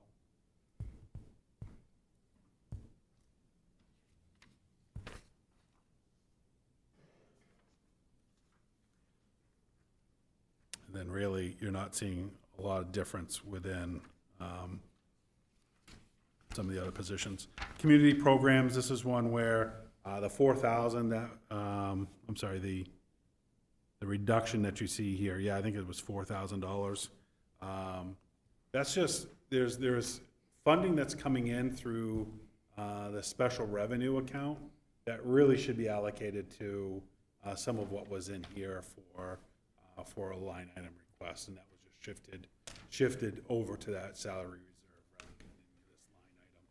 rather than this line item. This is still a department that we've talked about this over the years, but it's still a department where it's challenging because you've got programming that's all in special revenue that you do not see in this budget, but you're seeing all the cost to run these programs. Yeah, so when I was reviewing this to get ready for the meetings, a lot of difficulty with this 1030 line. So what isn't clear to me, so I get it, we have all the expenses in here, we have all this programming that's going on. Councilor Platts and I were, and the Assistant City Manager, when we were at the fee meeting, a lot of confusion around the fees related to, the youth rec, this, the outside teams, the senior programming. So it would be very helpful to have a better understanding about how the staff is supporting these various program elements and what the revenue is from those program elements, and both on individual programs, but on a gross basis as well. What's the offset from the programming revenue against these expenses? So if the council would like, this would be the year, if you want to rebuild the rec department's budget, staff can do that. We can work on getting that budget built so you actually see the expenses out of those special revenue accounts in here as expenses that you see in the municipal budget that you're approving, and you're seeing the revenue offset all within the municipal general budget, which is the way that we probably should be operating. That would be preferable. I mean, we don't use special revenue accounts here in the city, as an example, as the way the state does, right? Because the way the state handles special revenue accounts is, it's not just revenue, it's the expenses and the revenue. So I'll just make up an example. Let's say you had a softball special revenue account, a soccer special revenue account, and you had one person that was servicing those. Half their expenses would be on there, but they all show up in your budget line. They just show up like, it might be 1030A, 1030B, 1030C under these accounts. We don't do it that way, so it would be a lot clearer if this was all just built into this 1030 line. So we have all the expenses here, and then when we're looking at the revenue side, we know what the aggregate revenue for those programs are and what the offset is. So our special revenue funds for rec do have revenues and expenditures, but they're program-specific expenditures, so they do not include staff. So staff is within the rec budget, the 1030 currently. We can change things, but this is how it currently is set up. The 1030 includes all the staff time. The special revenue fund, which is the 2500 fund for rec, includes program-specific revenues and expenditures. So anything outside of that specific program, for example, if cheerleading uniforms are purchased, that is a program-specific expenditure put to that special revenue fund. The staff time used to order those. That's somewhat different than when we do it elsewhere in the account, where I guess I'd want it, that may be fine to do it that way, but I'd like to have some more clarity around that so we understand what's happening in those special revenue accounts. We'd be happy to build it that way. I think it's just one that it's over the years, right?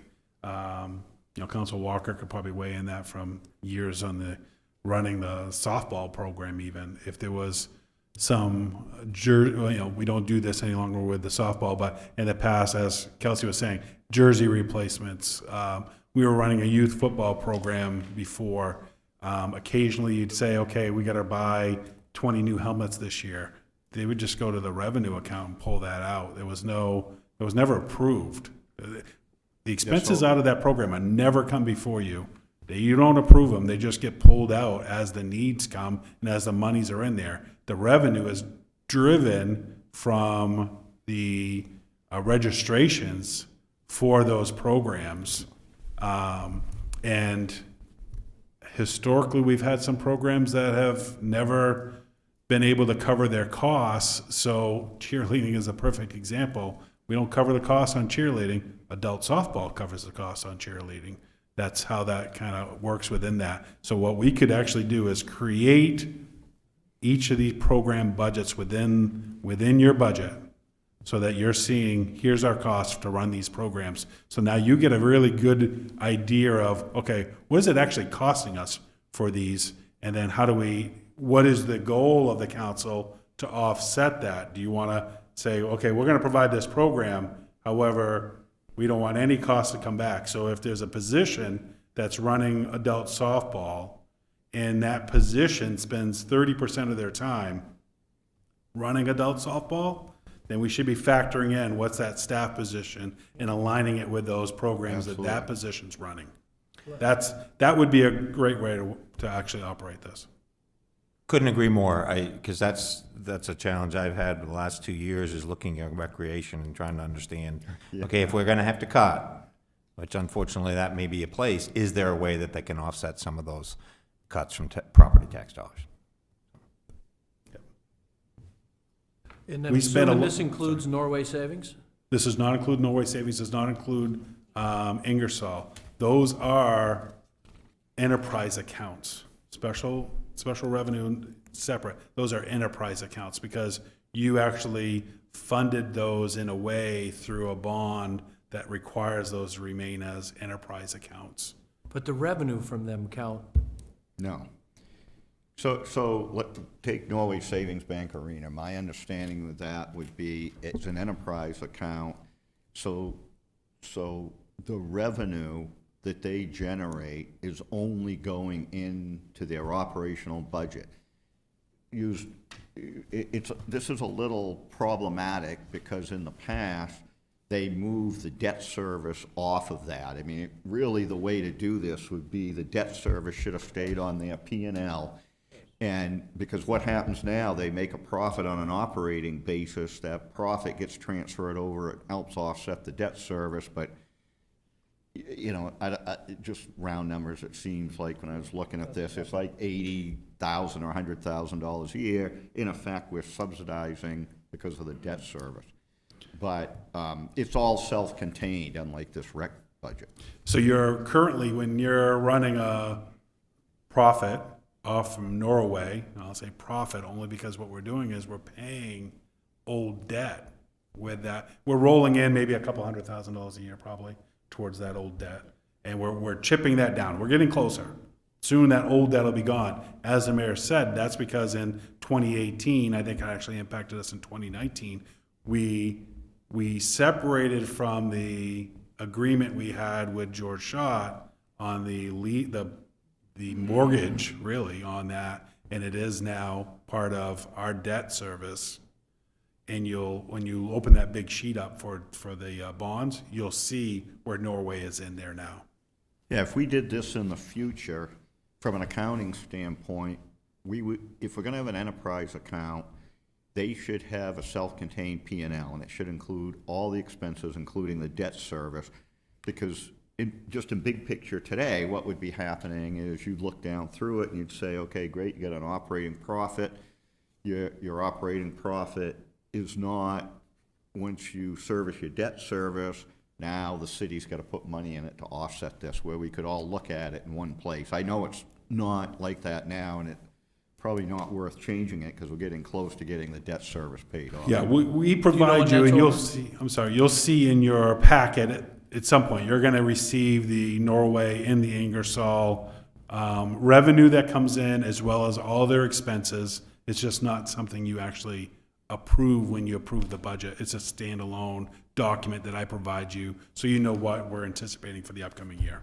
And as stated, the Norway profits get put into that debt service, but the Ingersoll profits come into our revenue. That's right. It's part of our revenue. Because they don't We have any debt debt. service. We So have if no they debt have service. If they have an Right. operating profit at the end of the That's right. year, it's just swept up as surplus revenue, like any account that didn't spend all their money. That's correct. There is a line specific to Ingersoll Turf Facility, which is budgeted this year at $62,950.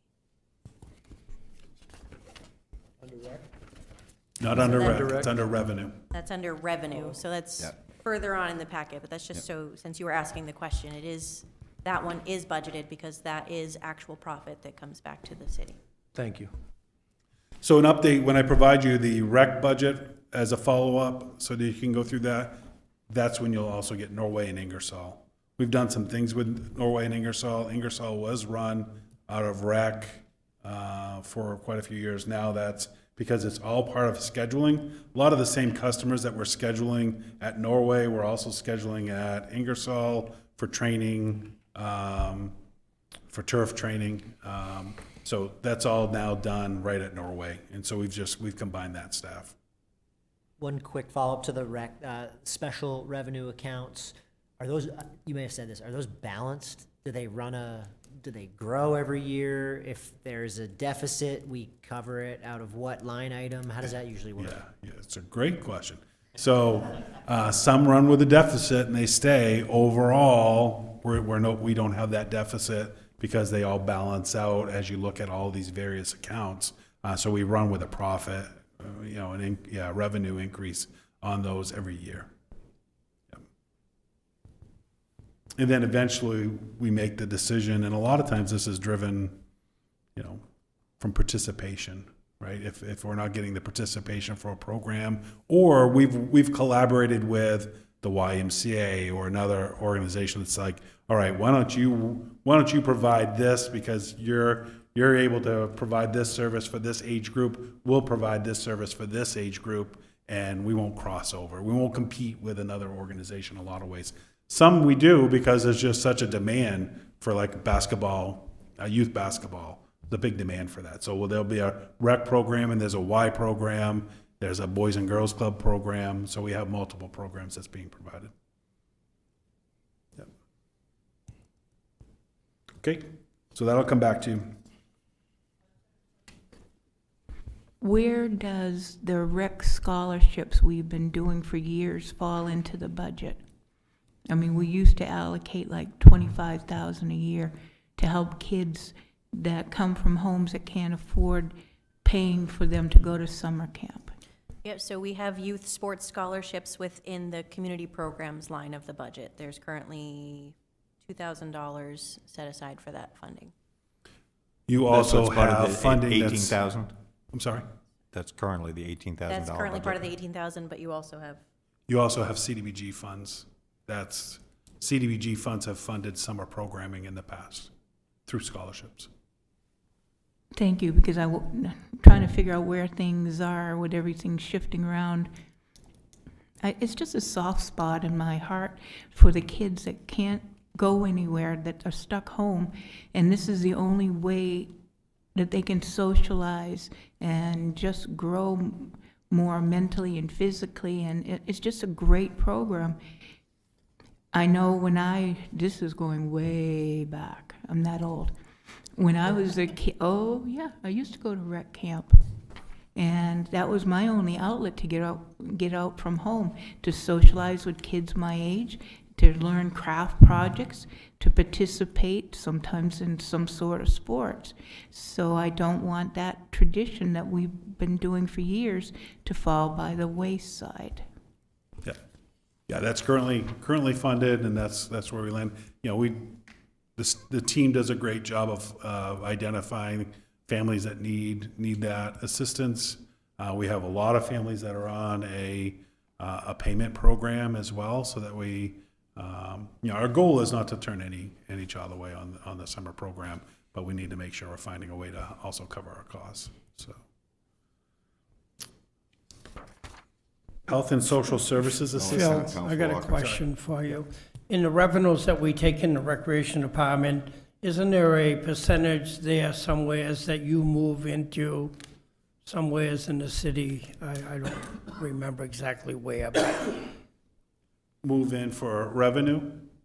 That had been done, I know what you're referring to, quite a few years ago. That was eliminated, and it's just staying within those special revenue accounts. Those were zeroed out quite a few years ago. Health and Social Services Assistance, this is your GA budget. So, again, these are ones that were mandated to ensure that we're providing services for those who meet qualifications. We can put a number in here, but it may be driven up. There's not much we can do with that. I did reduce this by about $100,000, I think exactly $100,000, just based on what we're trending right now, and what we're seeing, and what we're, some of these expenditures, you'll see our projections, those were really early on, but we've, talking with the director, we've seen some of that come down as far as costs. We also, you'll see a 70% shift because we received that revenue. So when I say I reduce this by 100,000, I only reduce it by 30 net, because we're also we won't be receiving 70,000 in the state reimbursement, unless of course we expend more than the $800,000. On the 700, 750 projection in rent, where's that, does that money come out of the general fund? Out of our general budget, or does that come from the state? So 70%. 70% of that will comes from the come state, back from the state.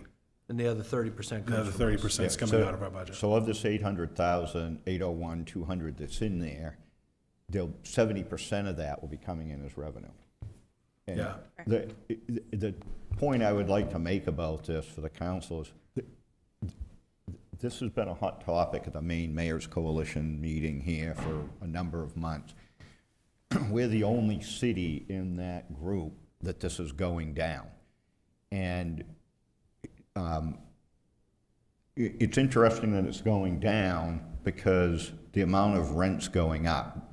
Because over the last couple of years, rent vouchers, a lot of them no one could cash in because they couldn't find a place to use them. And I would attribute this, from conversations I've had with the staff, to our staff. I think that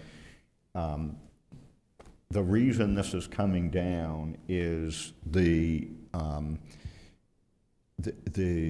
qualification requirements and the detail reviews that they do to ensure that they're only paying for things that people actually qualify for. All these other cities, this hasn't, their rate of increase is just continuing to go up. So kudos to the staff. I think they've done an excellent job in that department to make sure that we are paying the GA that's necessary, but that we're not making GA payments for things that people don't qualify for. Because we have other departments that are embedded within the services that we're providing, we're making those referrals. And as soon as you're making those referrals, they're finding a source for whatever their need is elsewhere. And so that's helping as well. So, I think the mayor hit it square on. Our team is doing a great job when it comes to this. That's great news, because that is still, the taxpayers of Auburn are subsidizing that program by $240,000 a year. But we are mandated by the state to provide those It's- services, but Oh, yes, that absolutely, is but correct. I'm just letting everybody know that the taxpayers of Auburn are. Our general assistance has a history, a deep embedded history of doing what has been said to keep our costs affordable. When somebody comes in for general assistance, it's gone through with a fine-tooth comb, and if something doesn't qualify, it gets kicked back. So they've been very frugal. Back when I came on the council, Dot Meeker, she was on taking care of the general assistance. She was a kind-hearted lady, but she wasn't going to take nothing from nobody if somebody was trying to pull the wool over their eyes. So I'm just saying kudos to our staff and our supporting our long history with doing this. Great.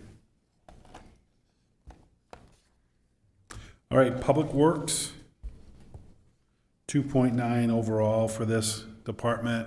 I mentioned about some salary shifting. However, even though some positions were pulled out, if you recall, 3 new equipment operators were only funded from March to the end of the year because of the striping. If you remember that from the last budget, we talked about doing that in-house.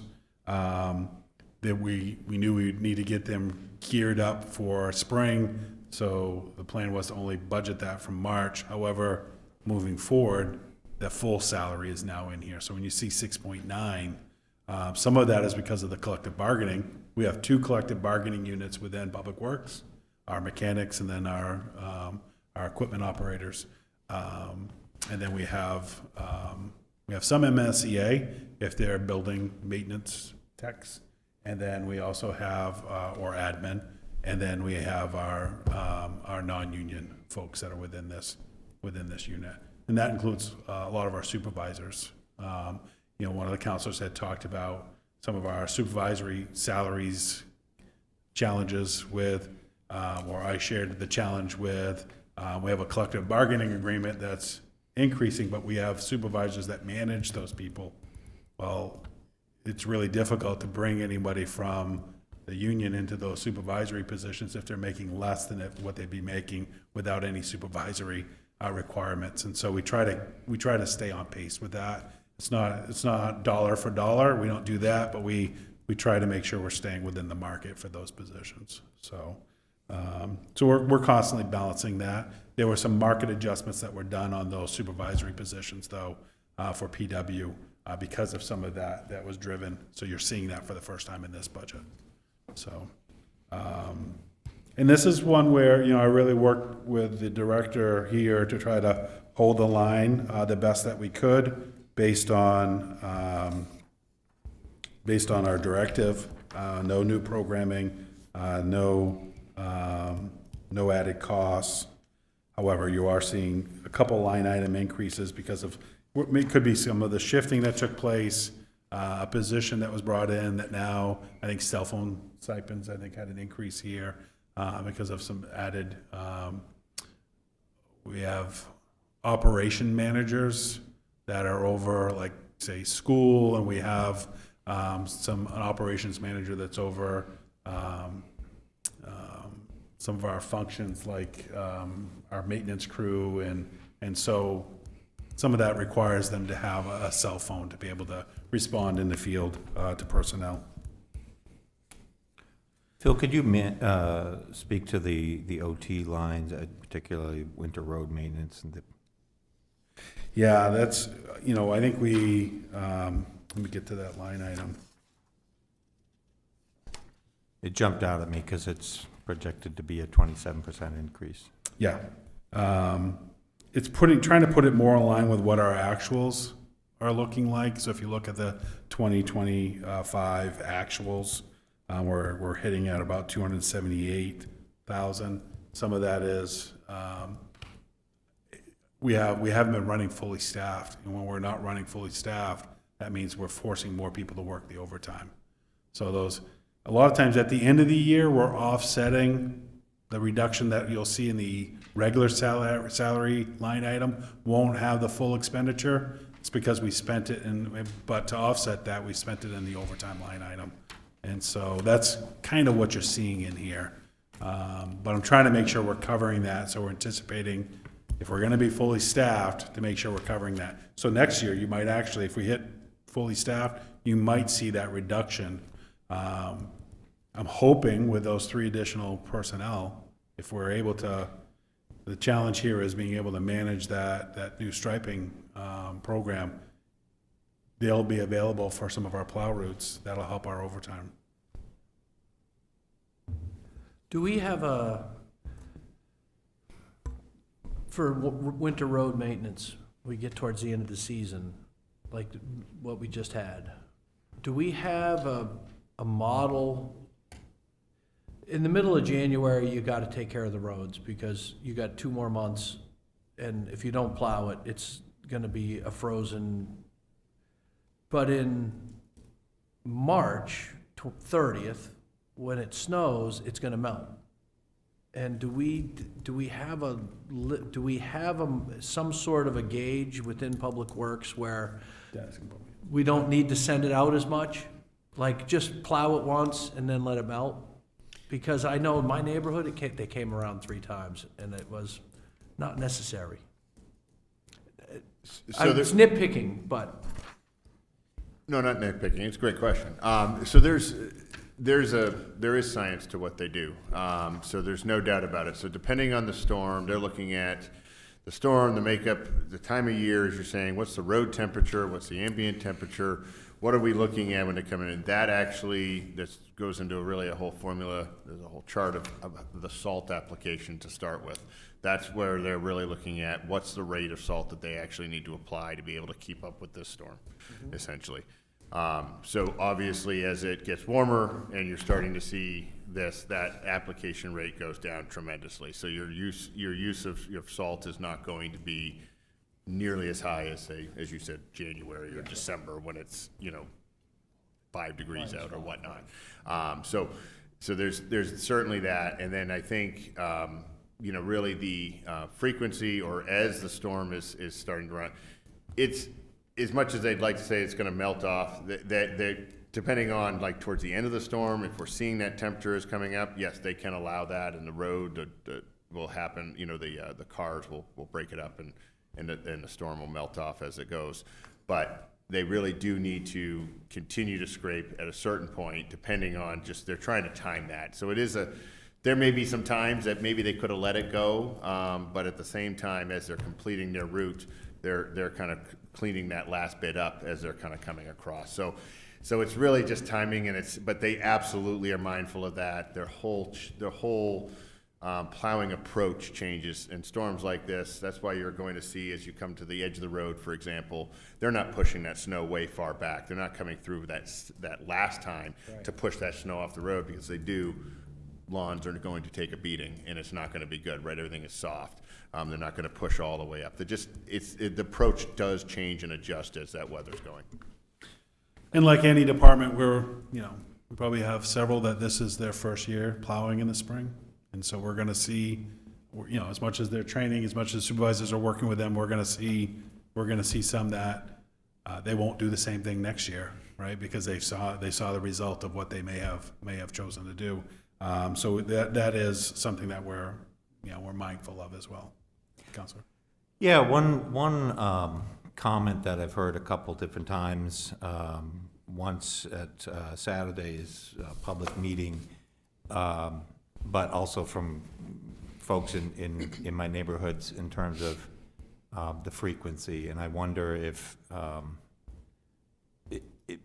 I'd be curious to see if there's any benefit or how much benefit there might be in terms of, I think you were describing, there's a zoning, and roads are mapped out in terms of the frequency that they have to be plowed based on where they are in the city. Is that, I'm wondering if that got adjusted in some way or ways, how much cost savings would be related to that, if any?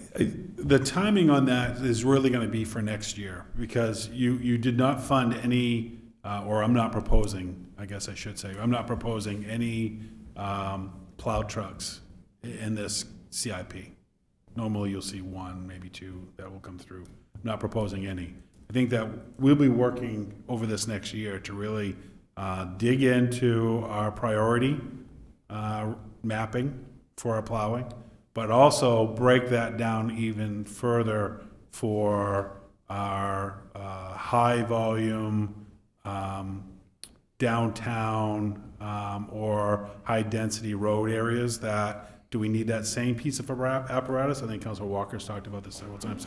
Or can we get a different piece of apparatus that's doing some of our downtown area? What could that look like for us? But then how does that shift and change? Because that now changes the entire route, right? So that means that truck is not available to do some of our long stretch roads that we have, like a Minot Avenue or a Outer Court, or those kind of things, that you're not able to do that. So, but we're able to use that apparatus for our downtown. That one could be more efficient, but also reduce some of the need to where you might see somebody 3 times in a storm.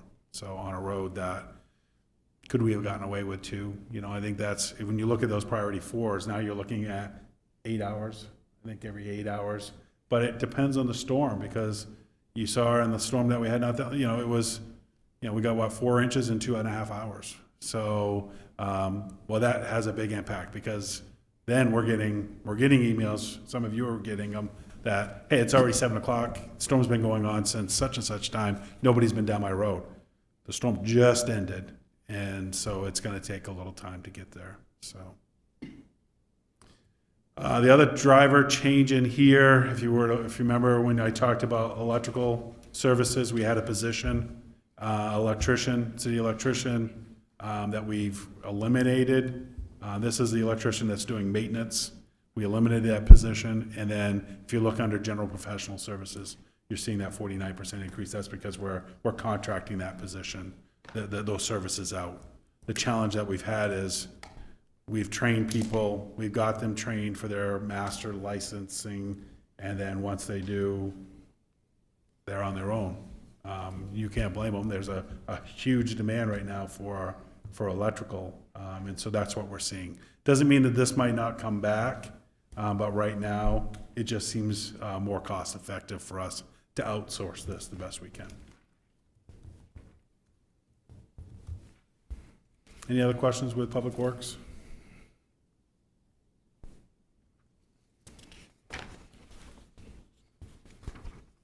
Again, you are seeing their collective bargaining agreements. You're seeing their full salary impacts on here. Ooh, I got a question, actually. And I'm only asking because Dennis was talking about it last week, but can you just tell us a little bit about the new salt? Or it's not new, but can you tell us about the salt brine, you know, the formula that gets used as opposed to straight up, you know, calcium salt or whatever? I will do my best. I'm not the technical scientist behind how all that works, but yes. I only say that because I think a lot of people, sometimes we talk about budget and people say salt, salt, salt. Let's cut salt. And I just think there's some context behind it. Yes, several years. Brine's what rots the cars, too. Several years ago, I can't remember now, it's been at least 5 years now, if not a little bit more than that.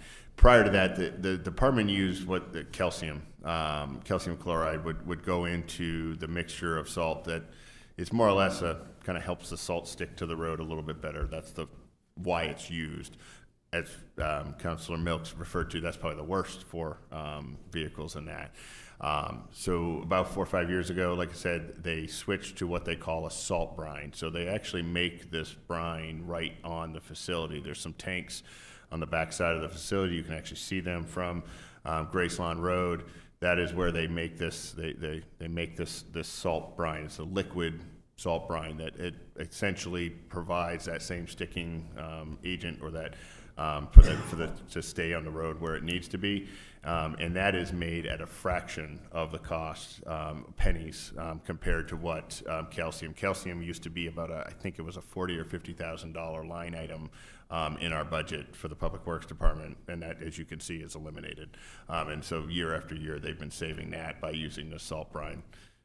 There is, like I said, there's a whole scientific how it's made, and it creates it, like I said, between salt and some other a mixture that they're putting in there and making that salt brine. Like I said, certainly tremendously cheaper and more cost effective and more effective actually on the road in terms of the treatment as well.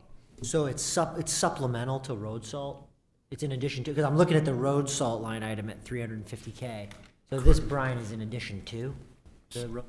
So the brine is made from that account, from that line item. It's actually made with the salt that we purchase. It's all just part of that, and it's actually made from that. You keep saying it's a fraction of the cost, but the salt keeps climbing up 25 to 50,000 every year. So I remember way back when you started doing this with I call it water added to the salt to break it down. That's what I call it. It is, if you want my opinion, it is so darn hard to travel on the roads when they really put that down, especially Turner Street and up through. But in any case, the salt has never gone down in cost, no matter what you've done. So the salt, that's because of the per ton cost for salt has continued to rise, like most commodities like that, it's going up. So there's a cost increase per ton.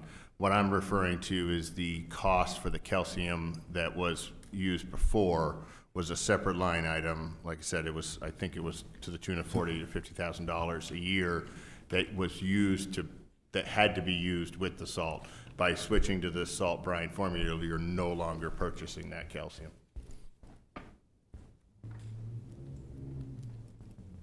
Okay. Solid, I think I'm on solid waste next.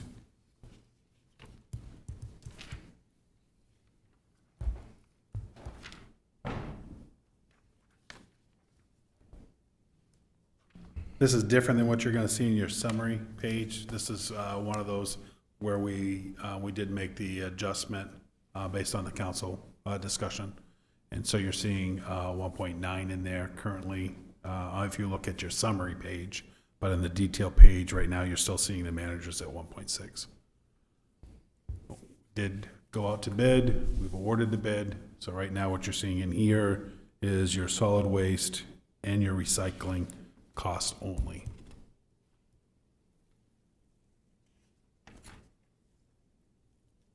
County tax, we get the bill, we pay it. That's kind of where we're at on county tax. But you're seeing where that's driving. Our positions on county tax, the county budget committee are coming due. Please be thinking about, these will be appointments that you make. So be thinking about who should be filling these positions. It's going to be very important for both Auburn and Lewiston to ensure that we're being very mindful of the county budget. Unfortunately, a lot of times we do not receive, not enough people are attending the budget committee meetings to bring anything, based on the way that the charter is written for the county, to bring anything back to the commissioners for reconsideration. Because that committee, one, is so large, and the requirement to meet the threshold for the committee members, you never have them. You might only have 11 people show up and you need 14 to be able to bring something back to the commissioners. And so most meetings you never have that. So that's something we should be working on as part of a charter change. I think that's something that maybe both Lewiston and Auburn can work collectively with the process that we need to move to try to get that changed. At the same time, there should be some change within that language on, it's just not if the budget committee, which is made up of all the communities, bring forward a supermajority recommendation, then that should be what the commissioners move forward with, and not just, we'll take it under advisement and still fund as they see fit. And that's the challenge that we currently have with the county budget. So, Do we, in the statements that go out to our residents, do we break out the Yes. county tax on that statement? We do. Could we highlight in yellow or something? Can. maybe software. It might cost too much to print in color, Tim. That's right. And part of the problem you have with that is anybody that's having this taken out of their mortgage they don't really pay attention to this. You know, they're just looking at the gross amount the tax goes up. So the 1046, which is just under county tax, that is you may remember, we have a cooperative agreement with the school department. The school maintenance and custodian came over as city staff. So there's no budgeted amount there because we bill the school for the actuals that are expended. There is a budget that's worked through between city and school staff, but there is it's net zero for the city. So all of the actual expenditures for that come out of the school department's budget. So it's there because it's an expense and it shows up when we print the expense report, but it doesn't actually cost on the city side anything. So that's just showing you what's actual so far. It's always just actuals.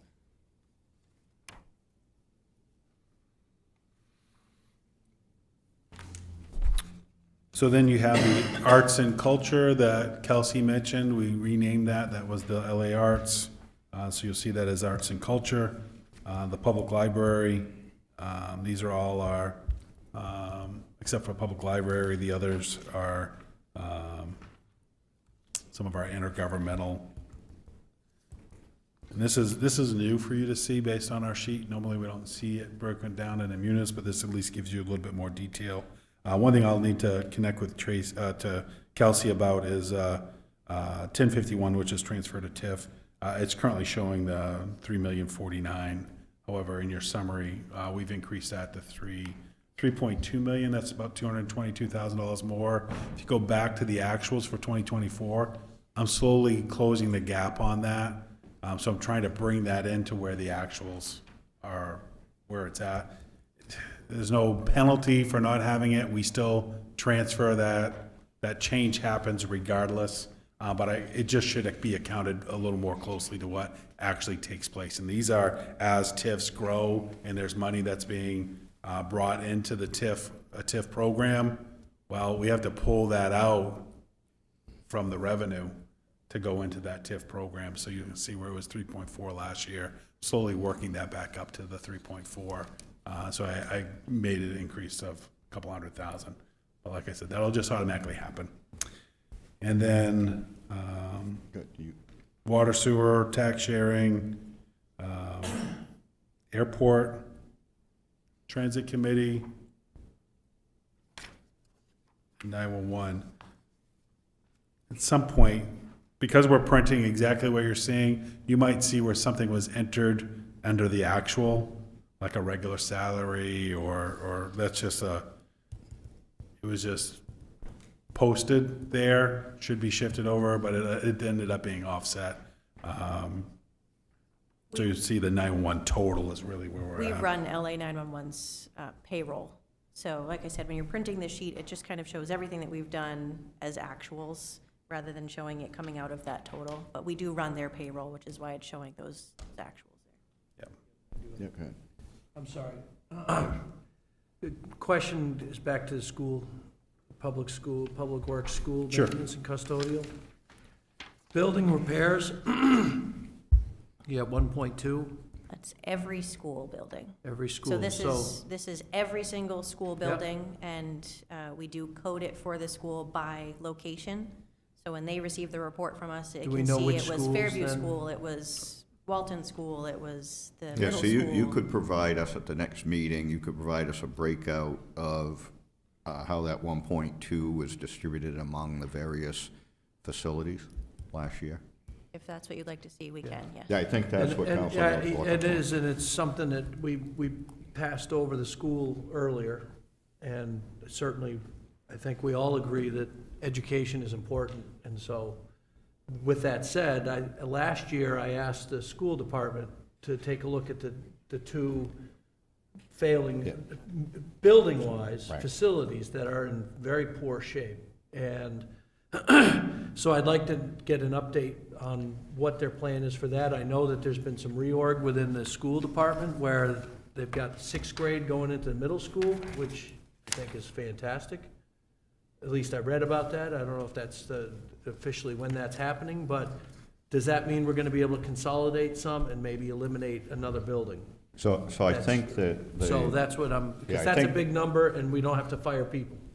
Right, so I think the superintendent's able, at a future meeting, to provide an update, because I think the plan is broader than just moving sixth graders into the middle school, and it goes down to build off the Harriman facility report and what their strategy is going forward regarding facilities and what the capital cost is, if they're gonna support all those facilities, and how do they potentially move out of, for lack of a better term, underperforming facilities that are old, don't really meet the educational needs, and will require a significant amount of capital improvements over the next few years. So, am I correct?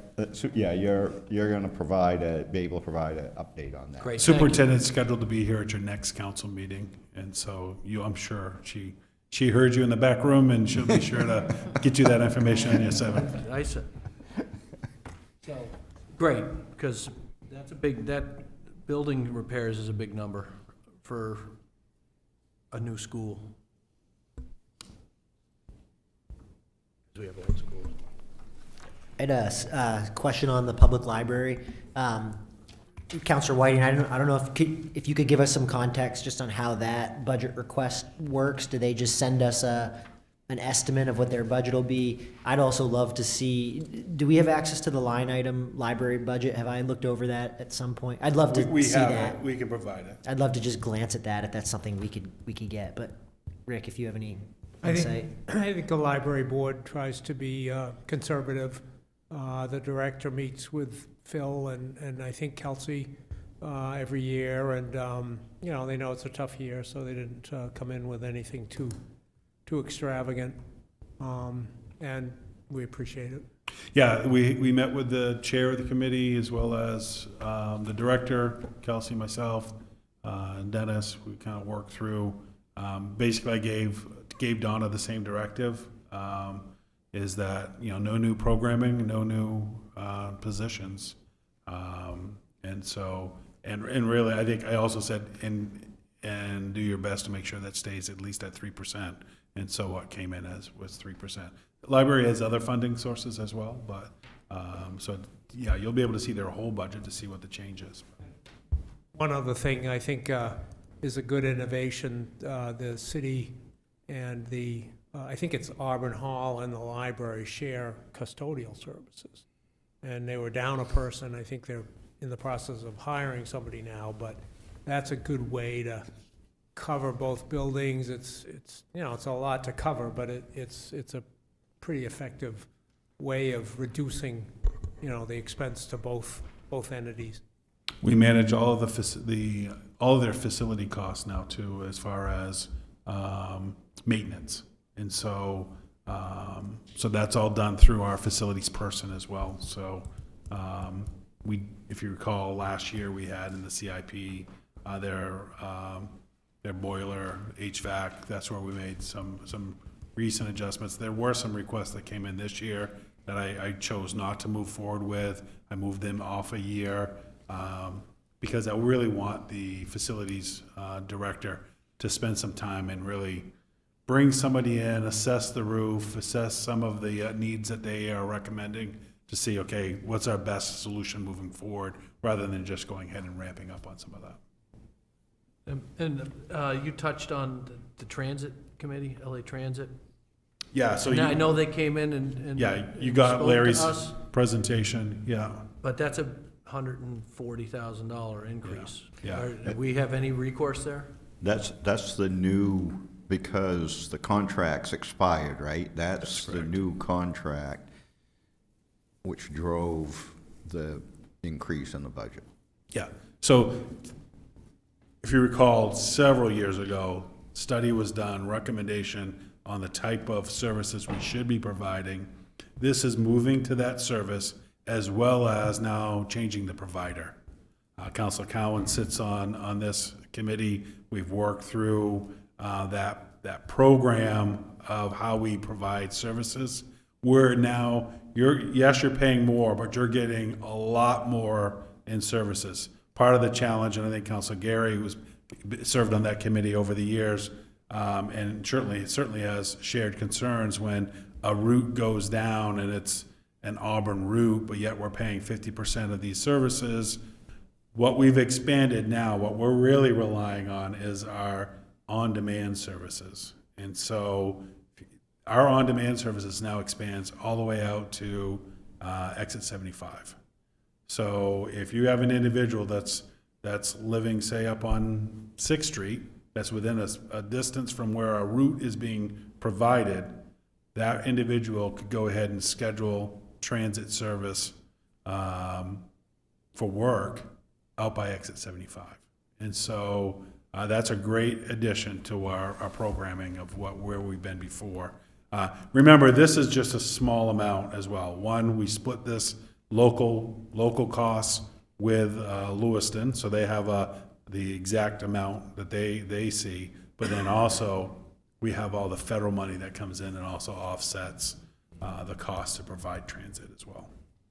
And just to emphasize, add to what Phil's comments is, you know, again, because this is a new contract, all applicants came in higher than what we were paying previously. So we wouldn't have gotten a better deal in terms of a reduced rate per year.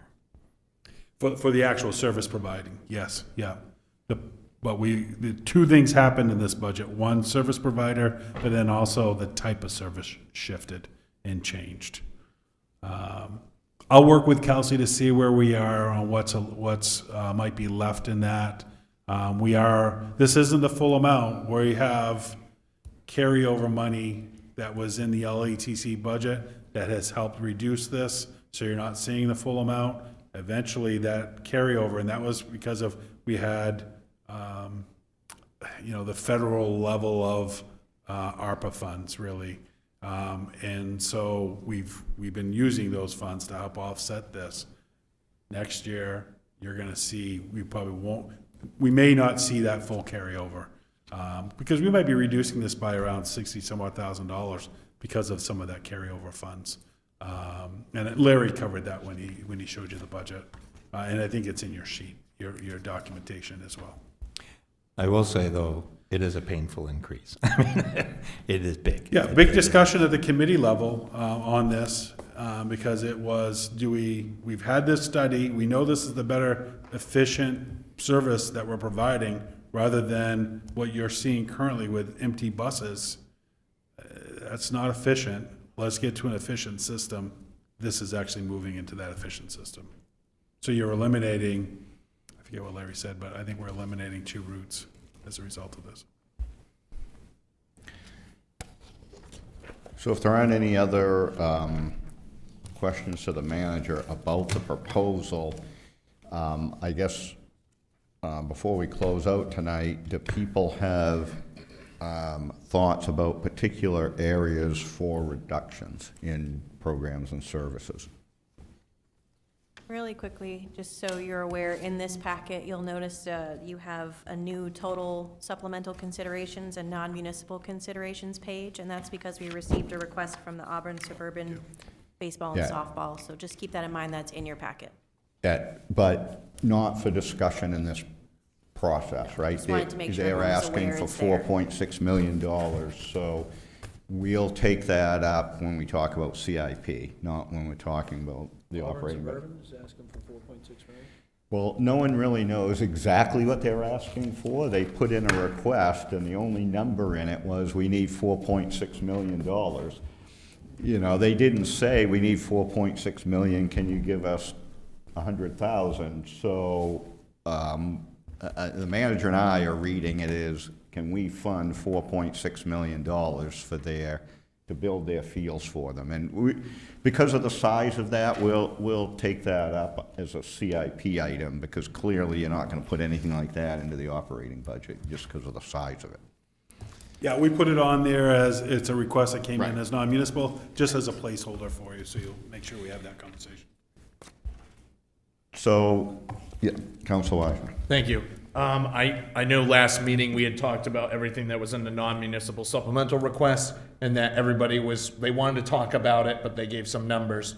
Is this a part of the discussion here tonight, or is that the next meeting we're looking about to have it now that it is? I just want to make sure it's clear so that we can do that, because So I I- know that 4.6 is now in here, but now you're saying it's not No, TIP. the 4.6 is no, so all the other requests that were on the supplemental list came forward, we talked about them last week, some we discarded, some we've put in.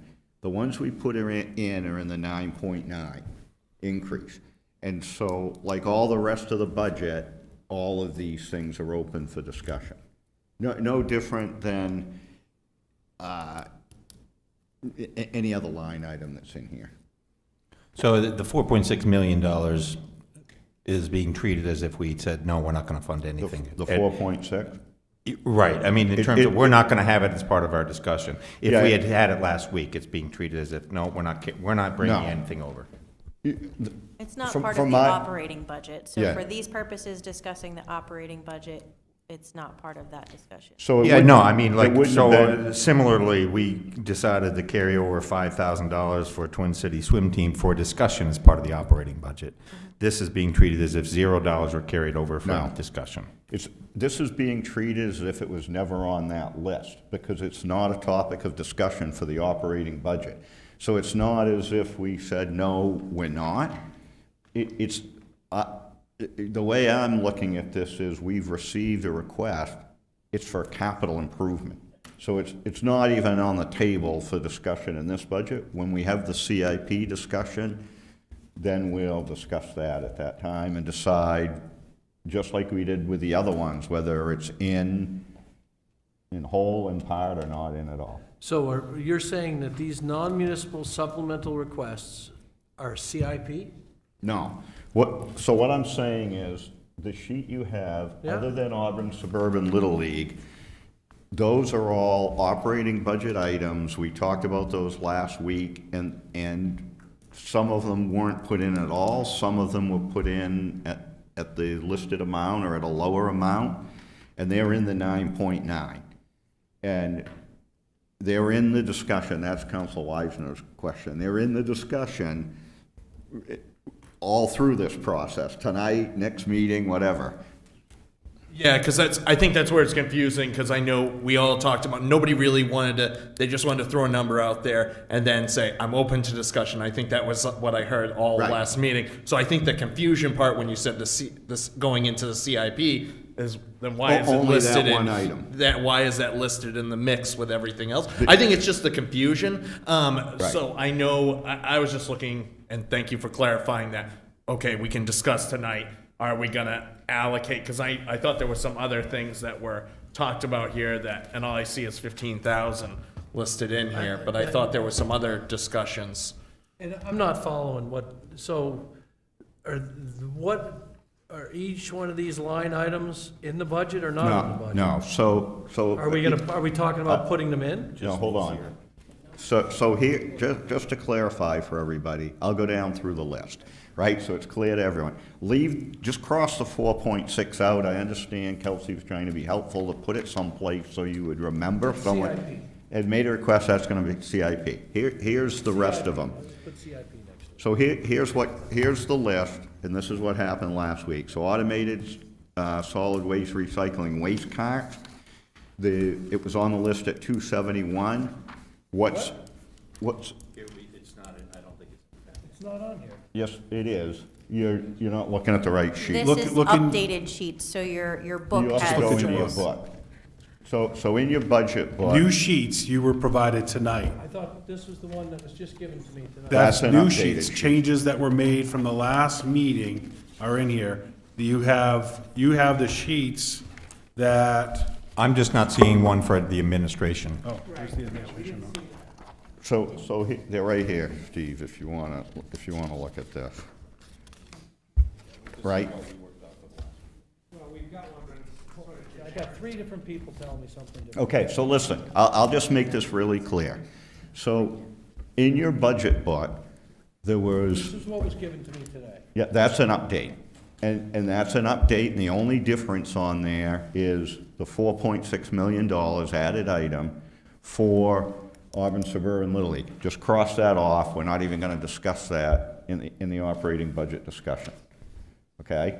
The other ones, on the update, if you look at these, other than that, You the have to go to your book. supplemental considerations total sheet includes the council, it says council approved, that's just the totals from those But that- requests but that's all- that were considered, that are to be brought forward to be considered. It's not an actual approved. Right. It's the totals of, for example, supplemental considerations for admin supplementals. The total for consideration for discussion is listed there. Your budget book has each of the requests that are listed out under those admins. part of the confusion is, you only provided an update on one of the sheets. Both sheets had updates. Yeah, I emailed those to you, but we didn't print them. I think that's Right. that's the So, challenge. Yeah. the easiest thing is if you just go down through this list, I'll just review this for everyone, because I know there's multiple sheets, we'll make sure everyone's on the exact same page. So here's the list. On the, The admin, on the admin supplemental sheet, the first item was the solid waste, recycling waste cards. What are we talking about? You get, it's in your book.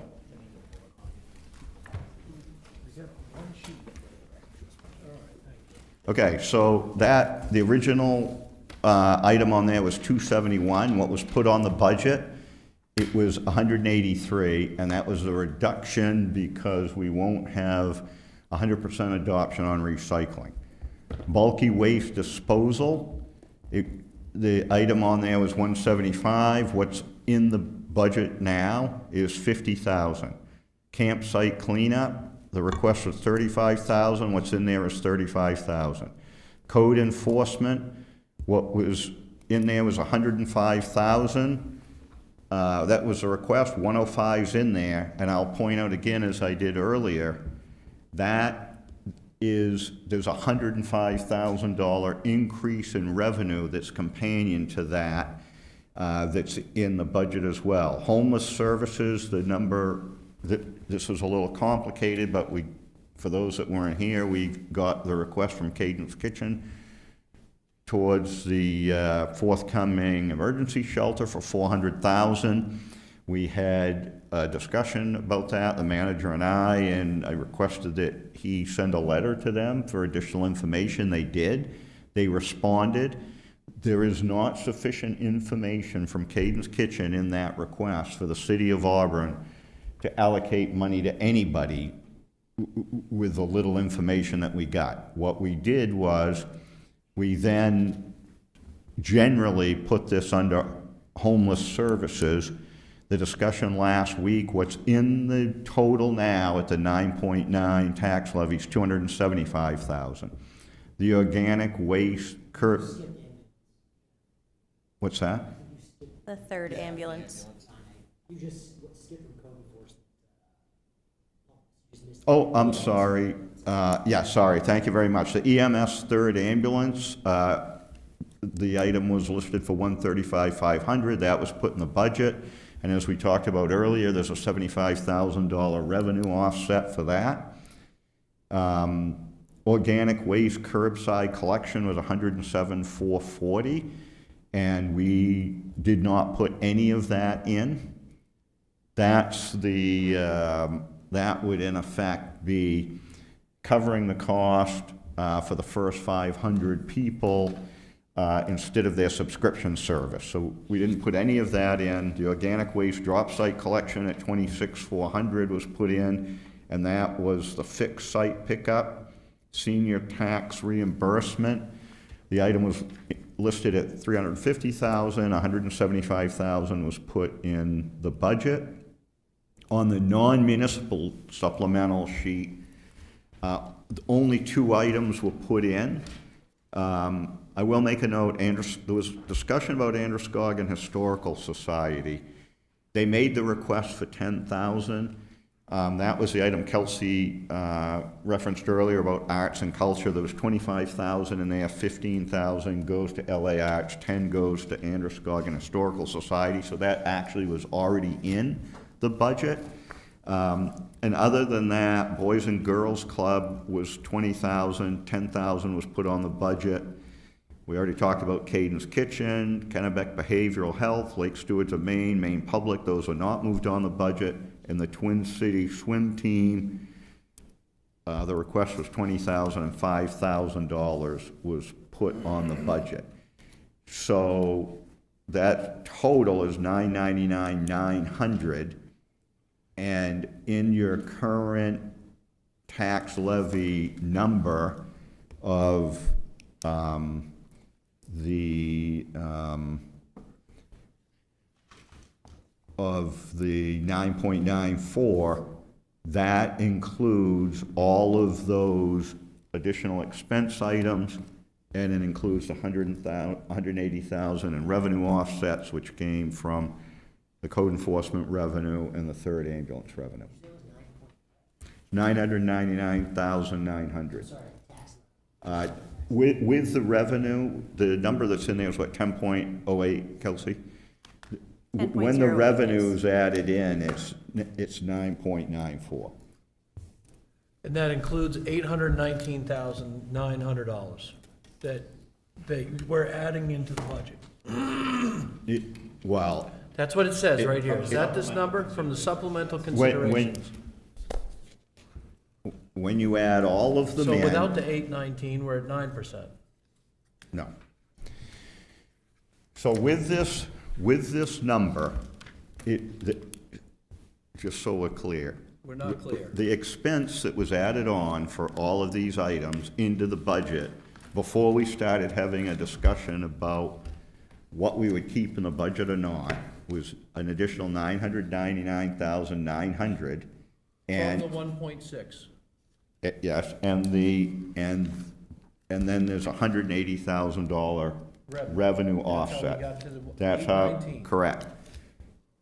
And that's including, you're adding in a portion of all these items. Well, some of them we didn't add in at all, and some we added in a portion. Right, so can we not add in none of these?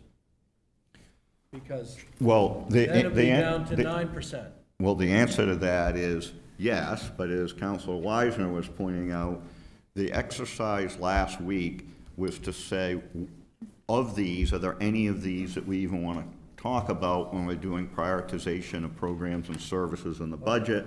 They were moved on there. It doesn't mean they're going to end up in the budget in whole or in part until we talk about the budget. So when you're looking at that summary sheet that Kelsey gave you, the thing to keep in mind is the budget you're currently working in is the council-approved budget. Right. So you look at that line item, as you have meetings, as you have discussions about, okay, let's go ahead and we had it as a placeholder, let's make that adjustment. Once you say, yes, that's what we want in there, then we'll make that adjustment. It's only going in that line item. So if you look at the manager's budget recommendation, total expenses, it's 129 million currently. If you look at yours, it's 130 million. That's because you have those placeholders in right now. That's your working column. So we'll continue working in that column. The managers will stay fixed. The only thing that I'll probably adjust to managers is when, you know, the directive you just gave regarding rec, right? You wanted to see rec differently. I'll work that rec in because that'll be, I'm pulling those revenue accounts, we'll put that in, I'll make that adjustment. I'll make that adjustment prior to, or I'll make that actually when I present the manager's budget next week. So next week, you're gonna get the official manager's budget. That's the budget that, as you continue to work on the council column and you work that through, you have now, based on charter, you have now until June 30th to determine what that column is going to be. If come June 30th, the council can't get to an agreement on that, then it's the manager's budget that moves forward. So that one will remain fixed. It'll remain fixed as of next week. There will be no more changes to that. You'll see that as a fixed line, and now you'll continue using that column that we added. So if you look at this sheet that you had in your book, you didn't have a council column before. I was presenting the managers. You now made changes, so now you have your working column. So we're proposing to increase your spending? Currently, right now, for placeholders, the council said, look, we've got to do something with this. We're not sure what it's going to look like. Again, but that's, the answer is yes.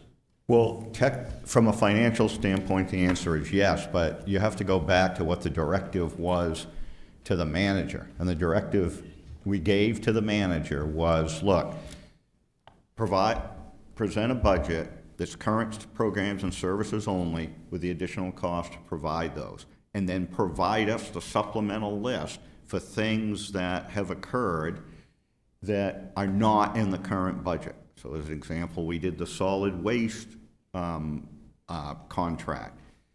We had a discussion about this last week, but to summarize it. All right, I understand. We're Okay. good. So I go back again. So in general, are there items that, Councilor Geary? Thank you, Mr. Mayor. Since I wasn't here and I had requested some information, which I did get from the good city manager, about, well, I'm concerned about the grab-and-go program. I want to have it continued. I know that they didn't officially have somebody to run the program because you guys wanted a nonprofit, and I've been pushing for the PAL Center. because they are a nonprofit.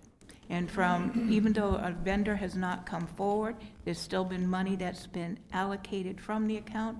I think we had allocated like $30,000, and I think just about half of that has been spent. I'm not sure. I mean, I saw different months was different things.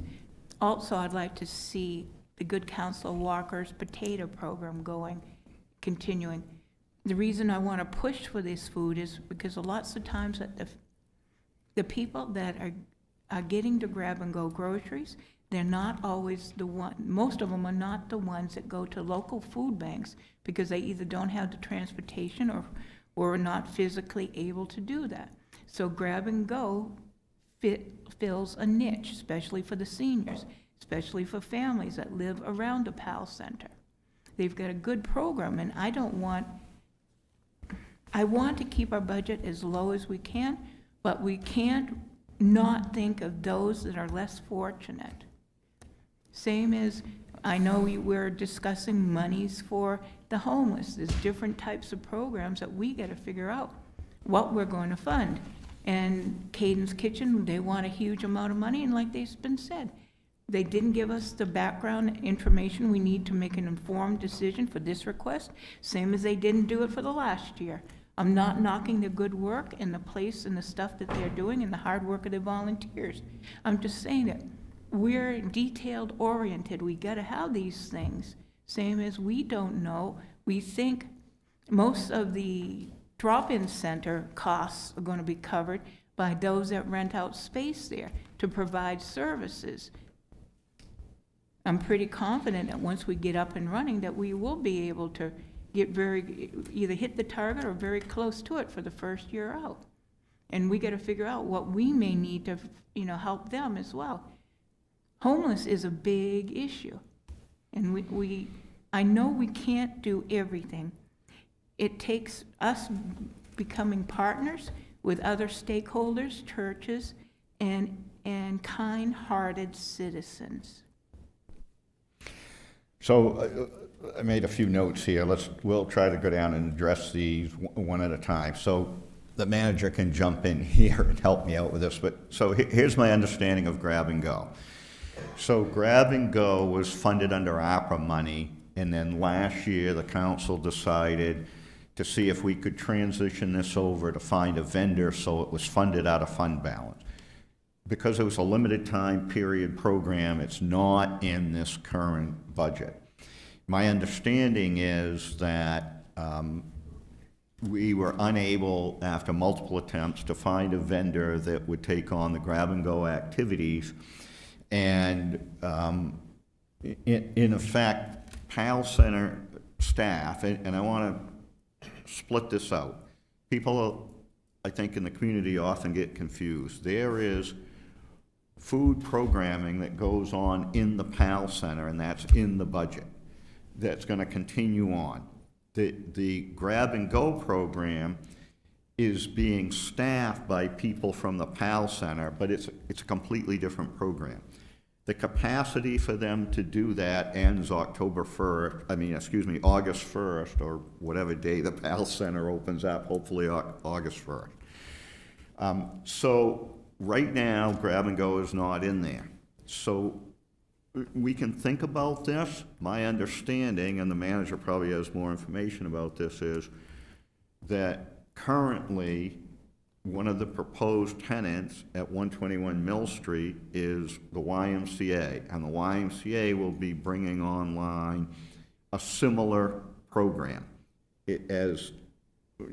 More expansive, but similar to what Grab and Go did, and people that are on Grab and Go could apply for this. One of the downsides to Grab and Go is that there was no real qualification requirements. I think there's 300, is that right? Around 300 or so participants, and that was capped out. We've had other people that have asked.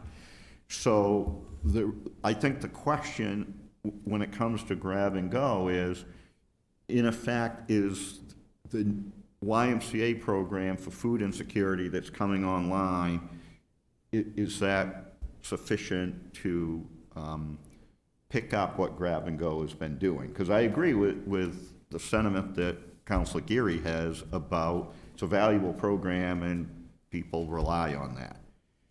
They'd still have to fill out a form that say like if I not on the grab and go and I want to participate, we have to fill out a form and pass it over to the PAL Center. Right, we do to get them on the list, but there's no qualification requirements, and the only people that are coming on to grab and go are if somebody leaves. Yeah.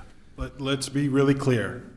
PAL Center does not run the grab and go program. We have some staffing. If you go back to COVID, we shut down about every rec program we had because of COVID.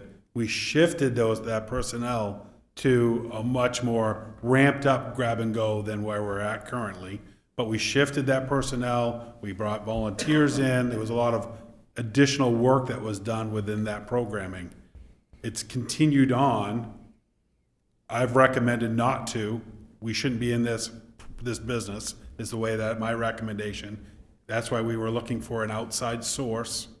You allocated funds, and so those funds that you allocated allowed us to put out a bid to try to bring on that partner. Mayor just covered where we're thinking we're heading with a partner that wants to come on. You still have those funds that you allocated. They're still sitting there. We'll be able to use that to help now offset and get the provider up and running to be able to provide that program. Not PAL. This has never been a PAL program. It just happened to be running. When we moved it from rec, when we started opening the buildings back up, we then moved it to the kitchen at PAL, and it was still some staffing, because even after COVID, our numbers within PAL had dipped until those had worked back up. They have done so, but then now, because we shifted PAL programming to rec, while the construction's being done, our numbers dipped again. So we're using that same staff people, but it's not a PAL program. I just want to make sure we're clear on that. So currently, there was $50,000 that was allocated from the undesignated fund balance. There's $17,579 that's still remaining there. I predict that we'll be somewhere around $15,000 still in that line item at the end of when staff can provide that service, right, which is the August 1st date that the mayor mentioned. The council had already reallocated about $40,000 in ARPA funds. $37,500 was to contract with a provider, and that's when no vendors has stepped forward. But we also, in those discussions, we had said we would stand up the pantry costs for the PAL Center. That's for the youth programming that's done there, and that was a $2,500. Knowing that we were about ready to move into a new facility, and then you have all these added costs for a pantry to be able to bring in staples, all that kind of stuff that would be needed in that food pantry. That $2,500 was allocated. We haven't spent that yet because the building's not open yet.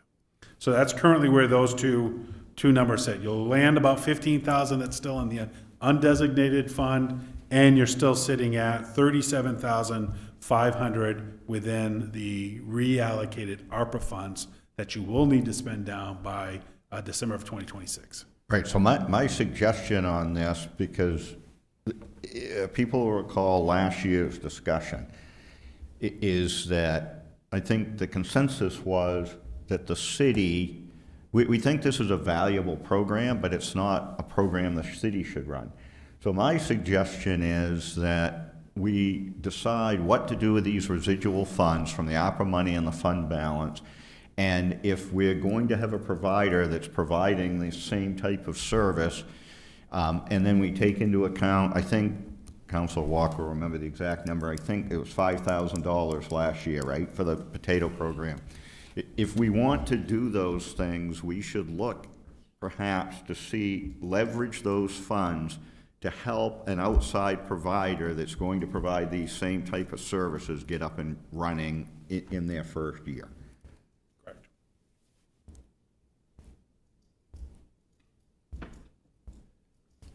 So I think the question is what do we want to cut? That was the Well, original question. let's. And then now we're off on a different tangent. Well, but let's get to,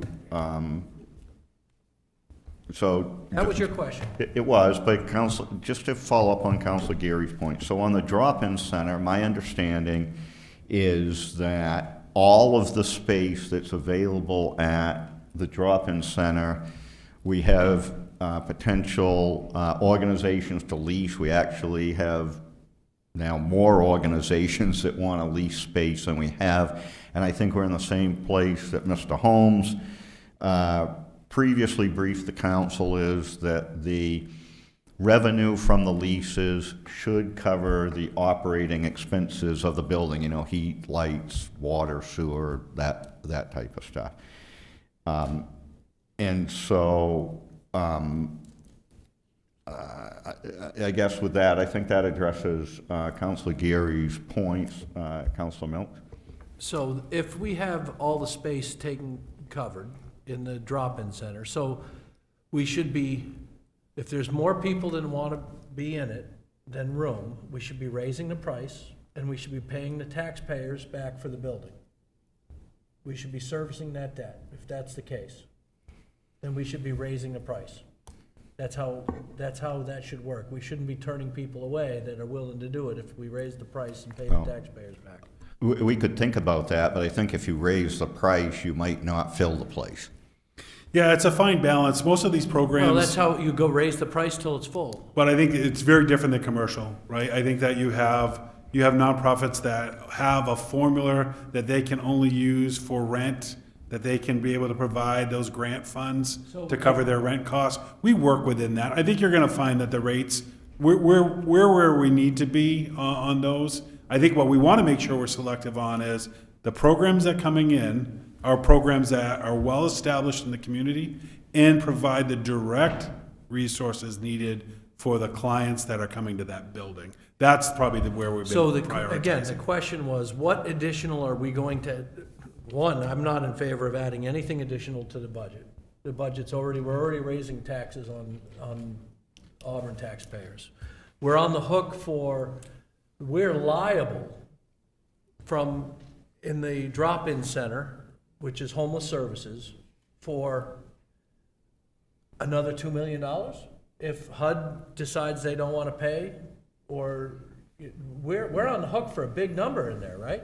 So we've been given green light on the loan is proceeding forward, and so that will continue.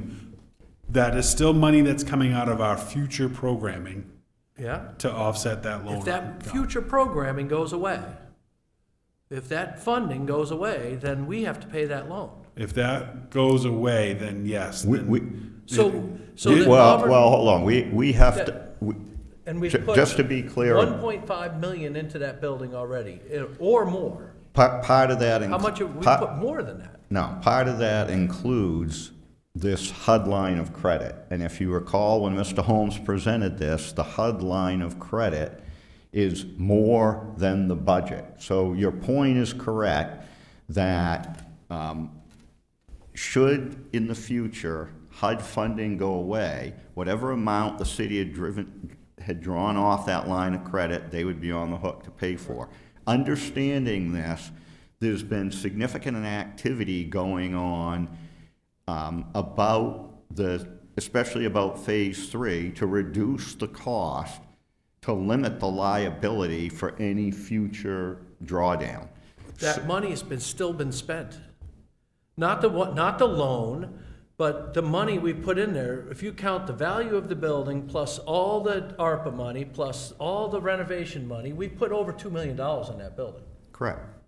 So that's a big investment that the city has paid. That money, that's money that's there. That money has value. Yeah, just to be clear about it. That's $2 million that the taxpayers of Auburn have supplemented for homeless services. That's not correct.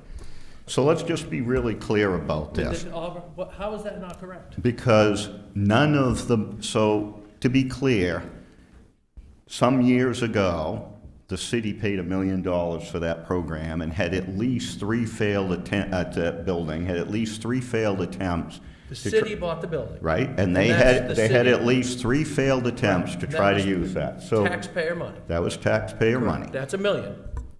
And then, other than we have spent zero City of Auburn property tax dollars on anything that's happened down there at the drop-in center. There is no city budget money at all in that project. It's all either ARPA money or it's HUD money.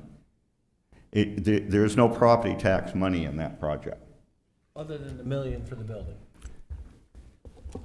Well, but what I recall from the discussions we had, we were not able to sell that building. We weren't getting someone to buy the building, so it was sitting vacant.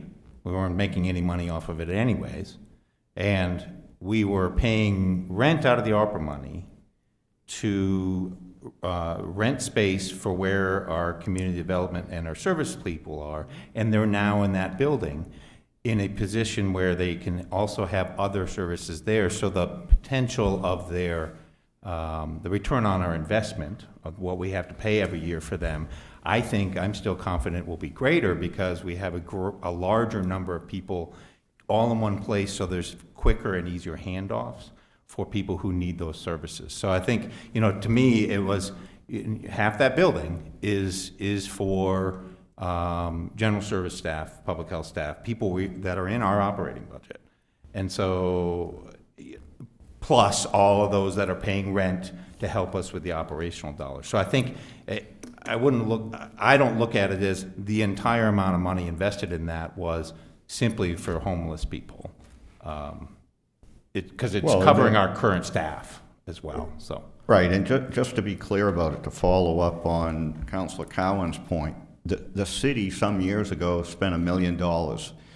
During the term of this council, there was activity to try to find a use for that. Every single person that came forward said if we gave them the building, they would do X. No one offered to pay the city for the building, right? So, you know, we can make the argument that I'm making a factual statement, and you're trying to still sell me the program. That's No, not what- no, I'm simply, it's a factual statement that building cost the city, of the taxpayers of Auburn, $1 million. it costs the And city so of, that it costs so us, we're talking about budgets, which we were talking about, what are we going to cut? And you asked, are we going to increase by $1.6 million or $800,000? I say, no, that's $0. And let's start there, because we gotta cut more. You're saying we're gonna add another $800,000 onto this. so I think the point, I and think, Mayor, $100 of it's gonna I, be Caden's Kitchen. no. Can I jump in to answer sure, your go ahead. original I'm just trying question? to understand. So your original question was where would we support to start making cuts? I'm happy to make my suggestions. Yeah, and I have some as well. So I was trying to do this, and I'm saying, why are we talking about increasing when you're asking where the cuts are going? And that was my reason for Well, the question. yeah, so And now we we're had, talking we about had this cutting, whole, we're talking about increasing. we had this whole conversation at the last meeting that you were not at. Right. So the issue is, it's a question of prioritization, right? So these items are in the discussion. We'll go down through and look at all of the items in You the asked the budget. question of what to cut. That was your question. We were done talking, and you said, now what do you want to cut?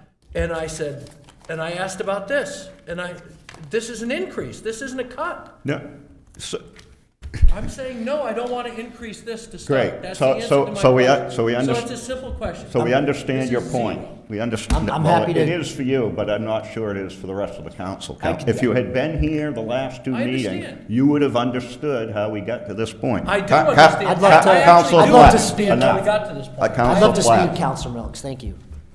I appreciate Counselor Milks' perspective. I would disagree that I believe in zero on the supplemental. I think there's some things to support there. I've gone through the budget department by department, probably not entirely, thoroughly. Making what I think are some tough cuts. I'm up to about $1.5 million in what I think are cuts to discuss. I'll talk about what some of those departments I think are. Now that only gets us halfway to 5%. To get to 5%, we need to cut $2.8 million, $2.75 million. So that's not going to be easy. I went through, I see 1.5, that's only halfway there. So that just shows you how difficult this will be. As I guess just some starting points, I'm not going to get into specifics because if I start saying specific numbers, we're just gonna start yelling at each other, and that's not what I want. But I will say, as far as like priorities, I'm taking a hard look at Public Works. I'm taking a slightly less hard look at police and fire. I'm taking a slightly less hard look at departments like IT, clerk, and finance.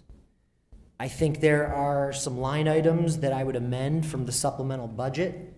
I would possibly remove the entirety of bulky waste pickup, delay that a year. I know that's what we used to do. I'm open to that. I don't love it, but I'm open to it. I do believe there's an amount of money that we need to allocate for homeless services. I would decrease that to 250,000 from 275.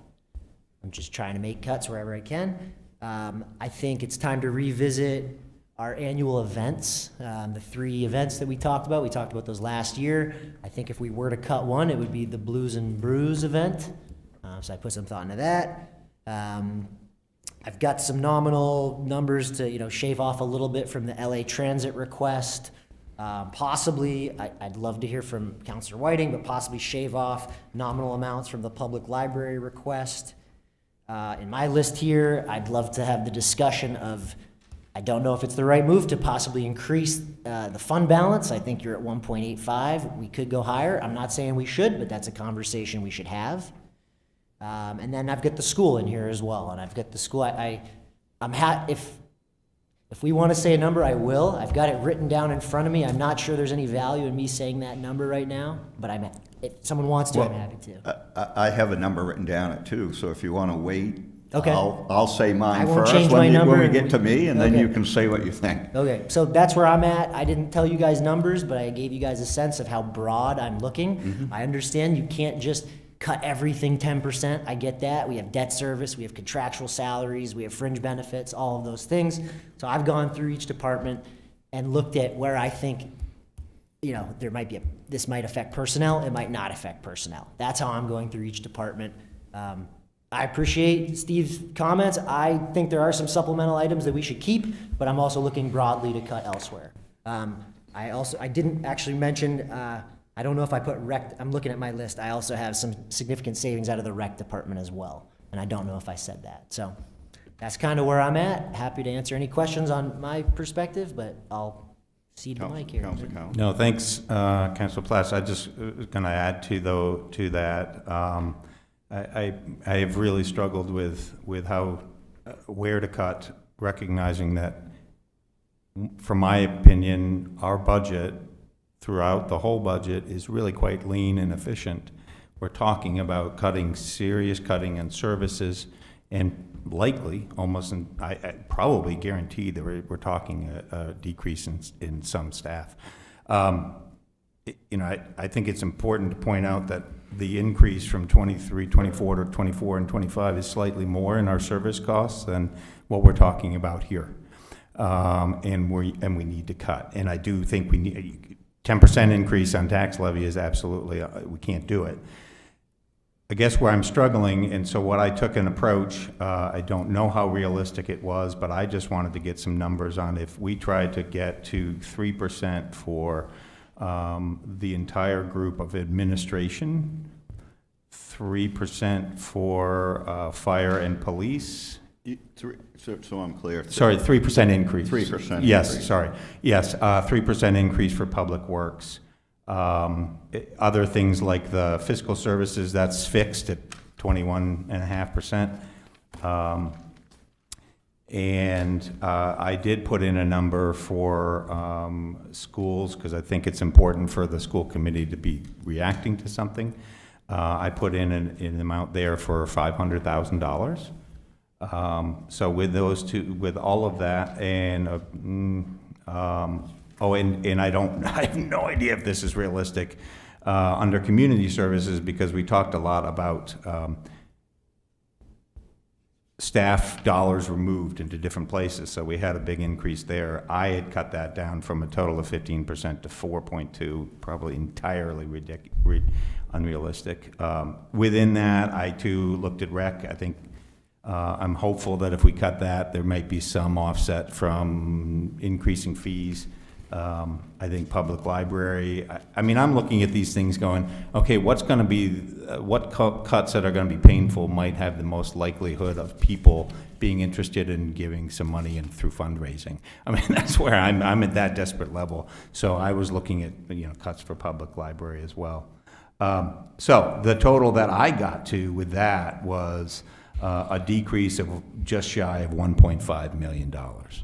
So we're still at $1.3 million additional if we wanted to get to 5% overall, if my calculations are correct. Just as a follow-up, I want to make sure I'm clear. When you say the increase in community services being at 15%, you're factoring in the discussions from the last meeting that increased, but you're saying overall, Yes. did you have an amount for the community services piece? I looked at 4.2%, but a lot of that was looking at. There's more detail. Drastic cuts. The biggest cuts was from public services, and that would mean people's salaries, so. Because We moved shifted people- those. Right. Yeah, so it's, And I hadn't that's remembered not an all of that. increase, that's just a shift. So Right, that's what's hard to exactly. look at, so. Yeah. And then, could you tell me what, you said, you said fixed for public services is what? Fixed for fiscal services. Fiscal services, I'm And then, so 3% increase at public safety and 3% for public works. I'm happy to, I can send you the spreadsheet I have, Phil, if you wanted to look at these numbers. And so that's where I was at, just to try to get a sense of what in the world are we talking about cutting, and it's scary. As you all start working this up and having conversations, the thing to keep in mind is that you will need to get to a point where you're actually going to be making motions for certain amounts. So, Specific will that, like, what is that? Am I making a motion that says, I move to cut X from this department, or cut a line item? What is, how does that? if through the workshops, there's general consensus that this is what we'd like to see here, when we work up your council budget, we'll work that up, so that'll be in there. If there's not consensus, but as a counselor, you still want to say, I want to actually have a vote on that, when it gets to first reading, that's when you'll make the motion to amend the budget on whatever that line item, that specific line item by that specific amount. So you can work up consensus here. We can say, okay, we think we have consensus. We'll work up your next budget like we did this one, and we'll continue doing that. If there's no consensus, you still have a right as a counselor to go and say, at that first reading, I want to make sure that X amount of dollars is either increased or decreased. You make that motion. That's that process. We'll continue working on consensus, though.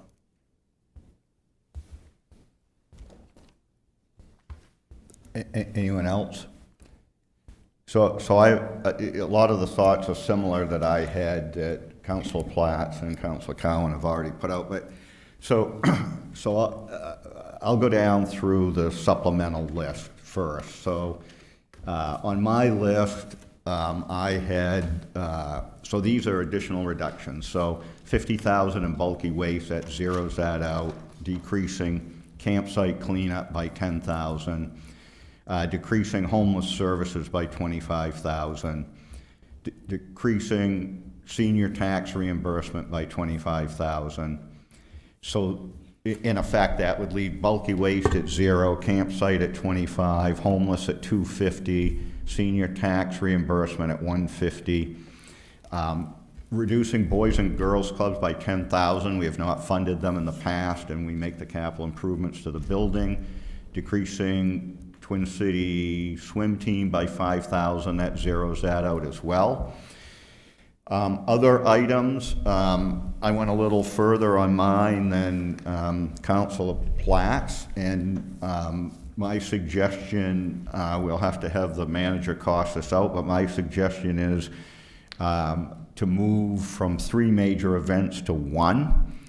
That will reduce event cost, and it'll reduce overtime from the departments that work that. And then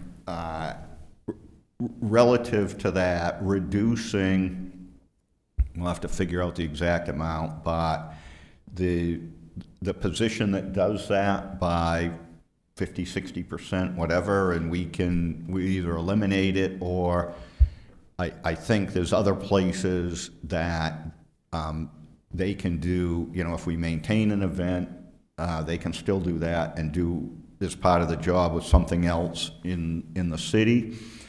I'd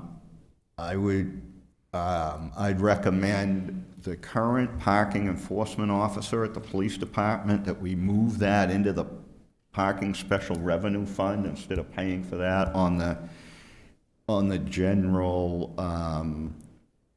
budget. I would recommend that we examine in the police department.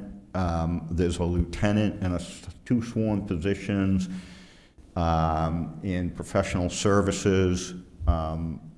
There's no actual, they don't do actual law enforcement activity, and we look at how we can pick that up within the police department and civilianize that position. You know, I'm not sure we need two positions to do that. We might, but I think that's another place the manager and the police chief can look at. I had questions around the public works equipment operators. We increased that from 18 to 21 a couple budgets ago. I think this sort of follows on what the manager was talking about, which is there's a bunch of moving parts there, right? There's the striping thing, there's changing equipment and routes potentially downtown.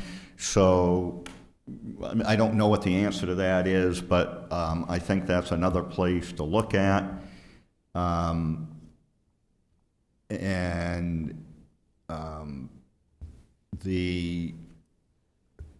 lot of the same stuff, rec, library, some of these line items that have already been mentioned, I have on my list as well. And then on the revenue side, we've been working on the fee committee around the parking fees, and if I would net out an additional 50,000 revenue coming in, and that's net of the parking officer.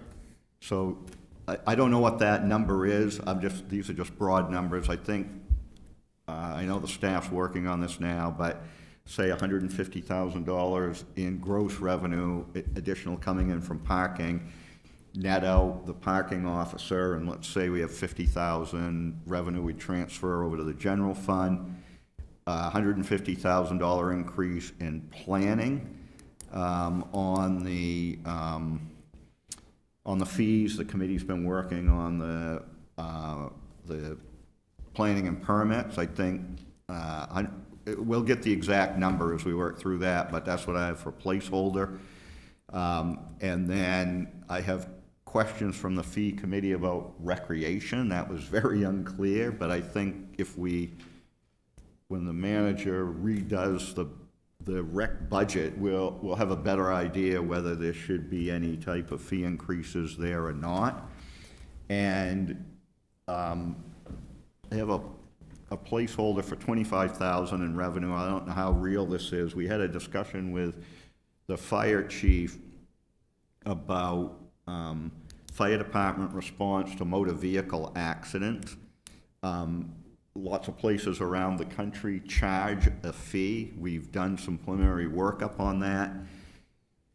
The problem that we have, unlike a lot of other states, is there's no state statute authorizing that. There's nothing that says you can't do it, but potentially we'll run into some collection issues here. So we're going to look at that further. I know the fire chief's working on that, but ultimately it might not be worth it because we might not be able to generate revenue. And then the other place on intergovernmental, 911 has a long-term vacant position that was added that hasn't been filled. I think we should explore that, whether we should fund that position in this year or just freeze the position.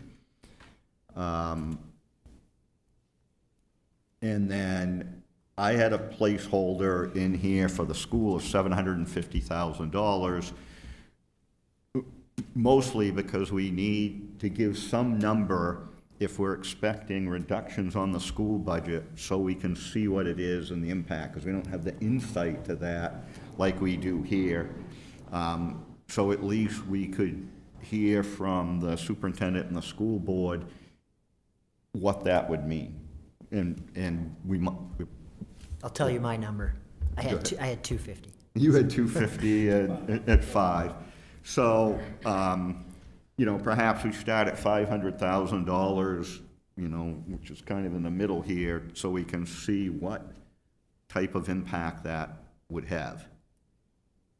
So we can sort of prioritize that in the whole scheme of things. Other people's thoughts. There's still a long way to go, and I think we need to drill down into some of the budgetary items that the councilors have previously mentioned in the departmental level. Council Weisner.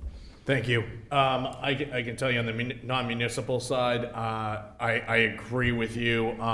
It's a hard year. I mean, this is the year, unfortunately. I would say Androscoggin Historical Society, I'm a big history buff, but I would say nothing this year. Boys and Girls Club, nothing this year. And swim team, I would say nothing this year. So I'm in agreement with that. That doesn't mean we can't fund it in the future, but it's nothing for that. Let me see. I am looking at I'm homeless services with as much as everything that's been going on with different organizations helping out in Mill Street and stuff like that. Unfortunately, I'm looking just at a 0. It's a really tough year. They've got a good thing going down at Mill Street with services. There's other services around. My thought is 0, unfortunately, with that. I'm still kind of going through the rest of the budget. I think tonight was very helpful for that, but I'm still looking. Before I give a number, I want to hear what the school is going to come to us and tell us what's going on with the school and what some things are affecting before I'm just going to shout out a number, because maybe there is no room there in the school budget. So I'm just going to give them an arbitrary number that I don't know what factors are affecting them, and I think that would eventually, my thought is make it harder for them. So I would just personally want to hear what they're going through first, not hearing anything in a sense of what factors are affecting them and how they came to this, at least affecting me. Just so we're clear, you're not going to get a detailed breakout of all the school because it's not in the purview of the council. That's the purview of the school board. I think the easiest way to do this is to say to them, hey, if you have to cut this much, they'll tell us what the impact of that is. I think we could spend lots of time with the superintendent going all down through their budget, but ultimately we're going to have nothing to say about if there's a reduction in the school budget, where that is. The policy decisions surrounding that are made by the school board. Ben, I'd say it's safe to say that similar to most of the departments we're talking about, if I raise my hand and say, let's cut police by 200,000, we're talking about a human being. Same for the school. I think anything over 50 grand, they're looking at body count is my guess. So I totally hear your point. It's, you don't want to say an arbitrary number, but pretty much any number we give them, they're gonna say this is gonna hurt, and this is what we'll do. It's 3 positions, it's 4 positions, it's 5, but it's tight. It's definitely tight. Right, but I agree, but I have the right to, want to hear everybody else's hearing from others. The city manager is giving us his perspective on things, and you guys can sit there and say a number, but I want to hear from the superintendent. I just want to hear what's going on. I understand as of last year, I can't sit there and pick through their budget, but I think it's helpful for me before I just sit there and say, oh, I want to cut 2 million or some number. I want to hear what they have to say so that I can understand what things are affecting them and what my thought a number would be. You guys can certainly say a number, go ahead, but I'm going to wait till I hear from them to come up with something, and that's personally me. Right. I'm happy to go through that, but I'd be happy to go through the school budget book with you if you want. I obviously as a council, we can't dictate to the school committee what to cut. We can give them a number, but individually, you and I can sit down with a binder and I can show you the whole budget and show you where they're at and, you know, what 500,000 might mean, 250,000 might mean. Right, because I think you're going to get to where you want. When we give them the number, they're going to come in and say, hey, this is what the impact is, and we can say, gee, do we like that or not, and change the number. Any other comments? Council Walker? I agree mostly with everybody at this point with what they're talking about, except that I'm still looking at the school department, and I'd like to see $1 million, and I believe their fund balance is going to cover that without laying anybody off before they're done. Yeah, so the fund balance has come up twice, and I think the issue with the fund balance is the same for the school as it is with the city.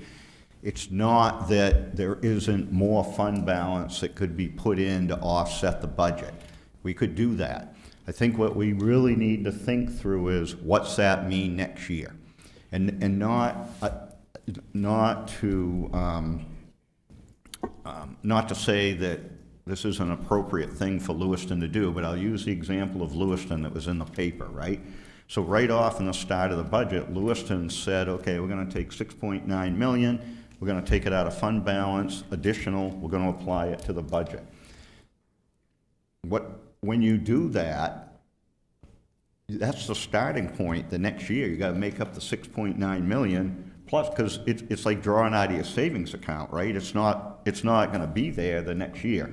So in our budget today, we increased the fund balance contribution last year, and what's in the manager's budget today is rolling forward that 1.8 million, because in effect what happened is the whole budget didn't get spent. The 1.8 million in effect gets thrown back into the fund balance. They're pulling it back out and saying we're going to apply that 1.8 million to the budget.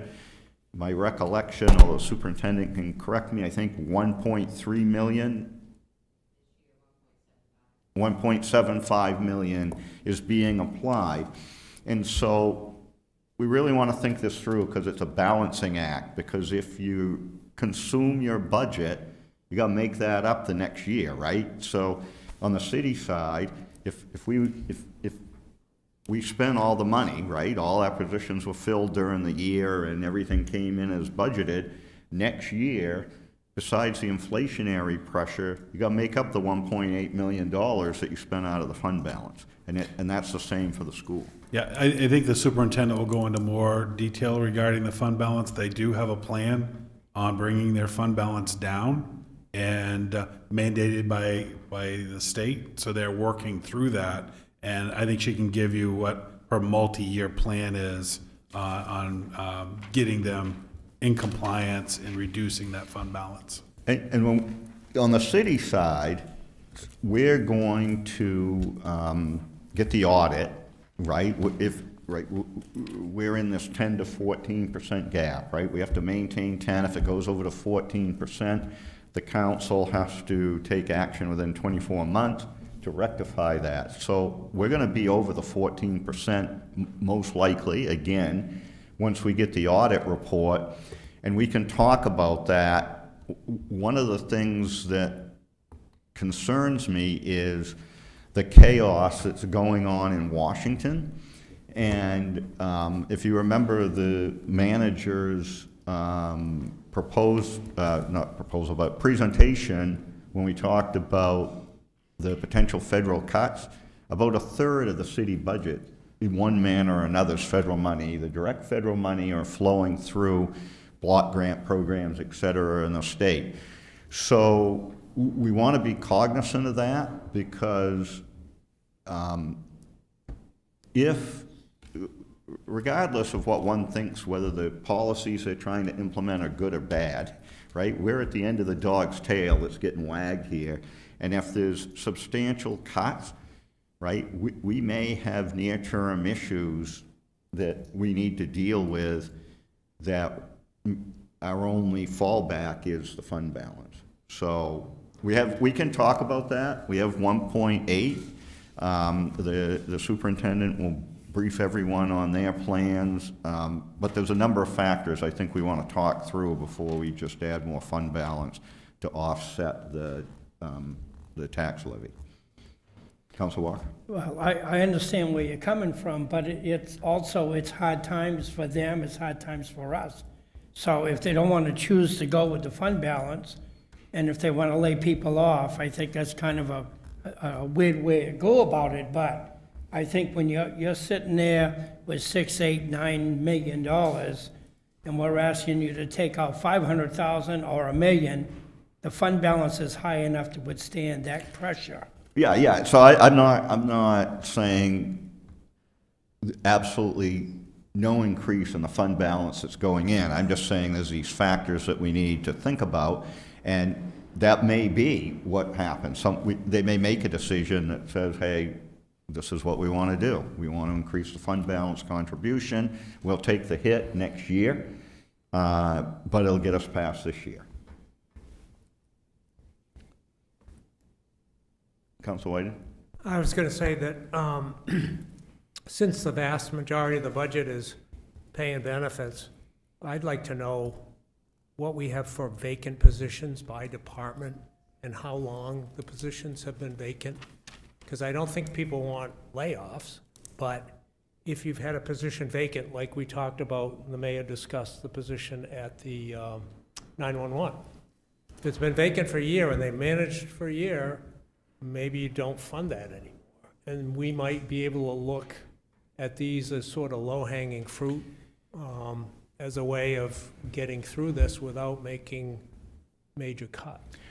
So do you have a thought about the length of time of vacancy? Because, you know, there's almost always some vacancy someplace, right? Because the manager was talking earlier tonight about the police department. You have a police officer leaves, they're recruiting, 3 months later they hire somebody that fills the position. So I clearly agree with your point about long-term. What's your idea of how long? That would be my point. I guess longer term, I don't know what, I mean, I would leave it to Phil's discretion, but maybe 6 months or something, serious gap in service. Not your routine, turnovers. Related to that, if there are vacant positions, it would be helpful to get your perspective on if you delayed hiring some of those for X number of months as a way to offset costs, what would be the impact on the services provided? So, Through this process, as I'm listening and hearing where we're at, that's where I make those adjustments. The position that was in communications, we chose not to fill that position because as we were gearing up and moving in to this budget, I don't want to hire someone to then lay someone off. And so we've kind of done that. We did the same thing with the electrician services rather at PW. I'll continue doing that, especially right now, because where we're at, it makes no sense to, there's certain positions that will need to be filled. We will fill those positions. But if there's some that are, all right, we probably need to monitor that, then we'll hold on that. We do have a dashboard from our HR that we look at on a regular basis on, how long is a vacant position before it's advertised, before it's filled. We consistently look at that. But so we'll do that, and I'll make those adjustments leading over the next couple months, just because it's critical for us to do that. thanks. This is a difficult time to hire people, so we want to make sure that when we're advertising, people pay attention. They're gonna pay attention to what's reported in the Sun Journal. They're gonna be looking at the city and seeing what's going on. And if the messaging is there's this mass layoff, we're not filling these positions. That just people aren't going to take those. We had a position leave CDBG that's a federally funded position because of what's taking place in Washington, right? I'm uncertain if this position is going to continue to be funded. I'm now going to go ahead and find something else where it can be a little more guaranteed for them. So it's important for us as we're talking about messaging in here. It should be clear and clear to our staff. There's not one position that's on the table today. We're looking at services, and those services will then dictate where we make adjustments. Might be making a recommendation for a reduction in a service, and I might already know that we have a position that's shifting, and it makes more sense for me to shift that person and not backfill that other position. So those are things that we will work through. That's just good messaging for our staff. It's good messaging for people who might be looking to come to work for us. Other thoughts or comments tonight? Councilor Gary? Thank you, Mr. Mayor. I would like to look more at the CIP and cut down or slash in half or more, not take on any more bond debt than we absolutely positively need to. So we'll have a whole session on CIP, but just to remind the council, nothing you do on the CIP will affect this year's budget, right? It's CIP actions that you take this year won't start to have an effect in the budget till next year. And we'll have a whole CIP discussion. Of the 43 million in operating expenses, what percent is salary and benefits that's without laying anybody off, roughly? 80? 85%? It varies over the years. I think that. I could go through and add it Yeah, all I up. have, and actually, it might be in my budget message, honestly. I can go back and look at it, and I can get you there. I'm not sure if it's 80%. I think somewhere's in that 65 or somewhere's in there, I think is probably where we're landing. I would be in favor of whatever percent is not contractually obligated or human, salary and benefits, and whatever isn't, that we have no choice, we cannot cut. Whatever that difference is, cutting it 10% or 15%, and just telling Public Works, you got 10% less salt, you got 10%, whatever it is, with non-human office supplies, 10% less Xerox machines, So non-human, 10% electricity, 10% heating oil, 10% gas, 10% diesel fuel. Well, you just said non-contractually obligated though, correct? Meaning you have to pay your debt service. Right. You have to do GA because there's a law that says you have to do that. And out of this, things that aren't paid for on the property tax, because if we cut 50% out of CBDG, or if we close Norway Savings Bank Arena, it makes zero impact on the tax levy because there's no property tax money going into it. So I think I take your point, which is those. what's that number? I don't know, but that's the question, is if we take out things we're legally obligated to do, we take out things that are not funded by the property tax levy, and then we take out the personal services, what is that operating number? Yeah, I think, I understand where you're headed, Counselor. I think that once you start backing all of that out, you're really left with a small number that you have to work with. That's a big challenge. Right. I think that, and this is where the hard work begins, right? Because it's now, what you need to get to is, to get to the numbers that you're looking at, because we're we have gonna to have to lay back, people we have to off. back out. Let's not fool ourselves, we're laying people off. And I think the focus is, you're eliminating services. Yeah. So that has to be what you're looking at. You say, we're no longer providing this service, we will tell you what that's gonna be, what's that number gonna be reduced by not providing that service. And it may or may not include personnel, and it may not include combination. operating expenses. Right, So just to give an example, if you cut enough into this, you might have a situation where you get to the end of the season, the end of the budget, there's not enough diesel fuel to run plow trucks, and you're still paying the people and they're sitting there. I mean, we had this back in the 90s when the draconian budget cuts in the mid-90s where I allocated a certain number of gallons of gas per month per trooper. So there was no more patrol. They signed on, they sat in their car, and they waited for a call, because if they actually patrolled, they wouldn't have been able to go to emergency calls by the end of the month because there wasn't enough gasoline. So we can get that number and then say, hey, if we cut 10 or 15% of this, what's this mean? Listen, I think Steve raises a good point. I think we have to look at any non-human expense and size it up. I think the reality is when we do that exercise and remove all the contractual payments, it won't be enough. And so you have to look at services. And the And question, ultimately you have all these services. facilities, if you're gonna cut your utilities by 15%, how do you do that?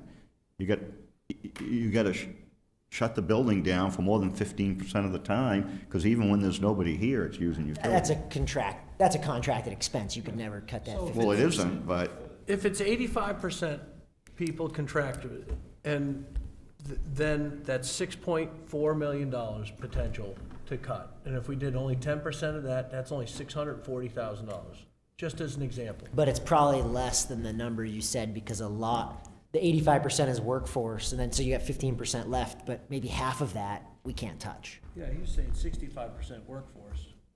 Sorry. So Okay. I'm figuring if we made it 85%, that's still not, we're still looking at an 8% increase or 9% increase in tax levy. Exactly, which is why it's not enough. You're going to have to pick service. It can't just be paper and paper Right. clips. It's got to be, hey, I think we need to take 10% of the roads that get plowed every 2 hours and move them into the next tier, and they only get plowed every 4 hours. Like, it's going to be actual service suggestions or reductions of service. Because I mean, I agree with you, Steve. It's what There's just not enough paper that we're using to cut $1 million. So I don't know where we're coming, I'm not cutting any cops, I'm not cutting fire. I mean, I would consider asking them if we took one piece of equipment offline for a period of time, for X number of hours. But I'm not cutting police, I'm not cutting fire. And realistically, unless we're willing to close schools, I'm not cutting teachers. Then our taxes are going to go up. That's right, By more than 5%. that's right. Well, I'm not married to 5%, I'm just telling you, to get to 5%, we're cutting people. I just don't think there's any other way around it. I think everybody on this I council think would agree everyone with that understands statement. that, yeah. I don't think anyone would argue with And that. that's why I want to make sure that we're clear and people understand when we say, look, we're putting millions of dollars into things that we're valuing as a group, that we have to make sure, we can't just say, well, it doesn't matter. We have to have people understand that when we're going to raise their taxes, that we understand why. That's what I think. I want people to know that we've done everything that we can, and that unless we're doing some drastic things and asking people to completely change the way that they do business, we're raising taxes. And, because I'm not cutting teachers, I'm not cutting police, and I'm not cutting fire. I'll cut my salary, you take my salary, I'll cut all of our salaries, if that's what we're gonna cut, let's cut all our salaries. I'm up for that down to zero. That's a fart in a windstorm, but it's something. It's worth, it's actually something I thought about too, Steve, and yeah, it's not a huge amount of money, but it is a statement. It's an important statement that I think it's worth us Just so we considering. remember from last year, I think Belinda has often suggested this, and we pretty vehemently shot her down by stating that we don't actually have the authority to do that. So we can do it, but it's for the next We do have council. authority.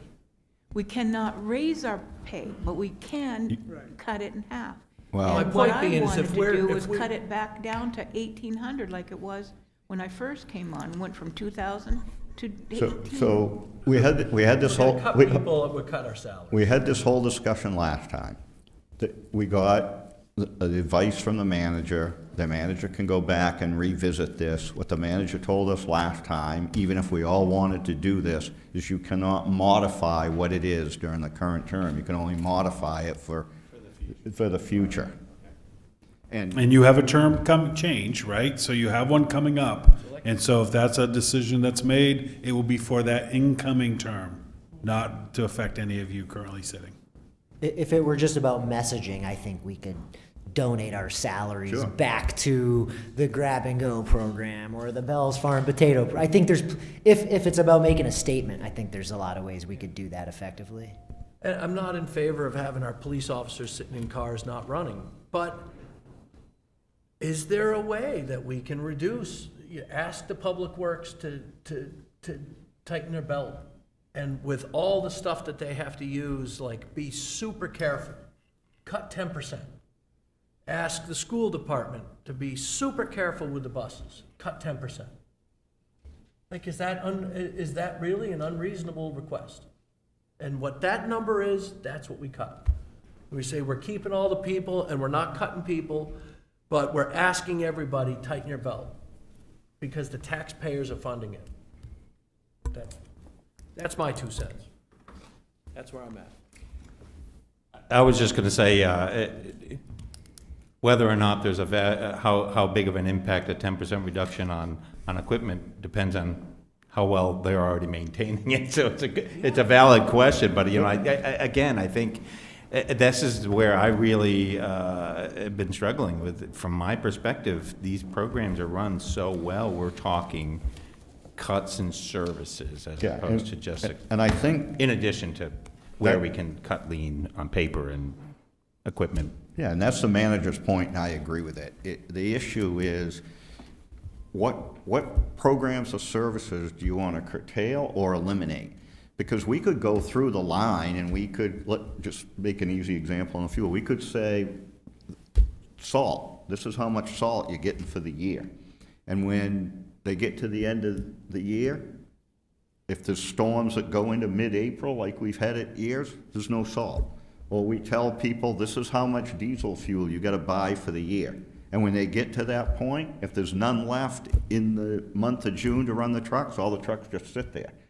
So you have to be careful just saying, let's pick a line item like that and cut it. And I think that's where the manager's coming from, and I agree with that, is you're better off to say, I'm not saying this is the answer, but just an illustrative point. You could say, okay, we're gonna tell the library they're only open half as many hours as they've been open before, and this is what that's gonna save. It's gonna say, you're gonna be cutting people, you're gonna be cutting operational costs. So there might be some combination of that, but I think you really need to think about it within the programs and services that are offered, where you want the reduction. And then we can figure out what the dollar amount of that is. Council Eisen? Yeah, I hearken back to things that are, we're at a hard part where expenses and everything's increasing in today's society. So it's at the point, Councilor Milks has said this multiple times, and I'm trying to remember it. You either gotta, cut expenses, raise taxes, or you have to grow. So if we can't cut taxes significantly and we can't increase revenue, we gotta grow somehow. So I'm harking back to that because it's a tough year, so we gotta cut. So what are we gonna cut? If we cut, we're cutting services. So these are things that we're looking at, but it's just a thought, I've heard Councilor Milk say, and something we have to think about. Sure. It's just a comment. So I understand the point, but I think you need to think about what the numbers are for that. So if you want to reduce this 1%, if you go down the growth road, we get growth every year, right? We're going to get a report from the assessor here sometime in the next 3 weeks or a month that says, hey, here's what the valuation's gone up from the city based on new construction, based on renovations, whatever people have done. If you want to drop this 1 point, you need $22 million, okay? On the average size, in value. And so to drop it 1 point, if they don't use any services, at the average size of a dwelling in Auburn and the average cost per square foot you need to build 69 new houses to generate that amount of revenue. That's with no services.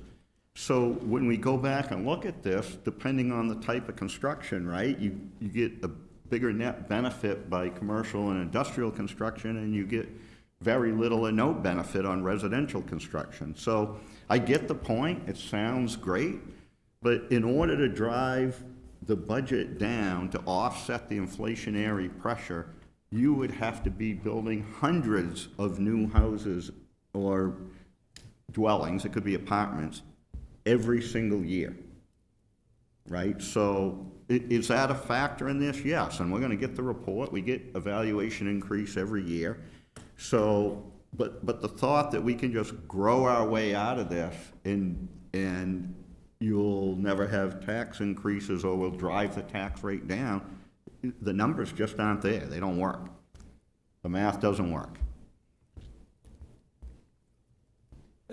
I think it's that combination, but, you know, I also don't think that the other thing that it would be good for us to look at and digest and discuss is what are the projected growth, you know, and just how many, you know, what are the economists saying that it's likely to happen, and how and where are the levers that we can use to adjust that a little bit more to try to make the city attractive. But I think there's only so many people that are coming to Maine, or more importantly, those in Maine who are priced out of Portland that would come up here.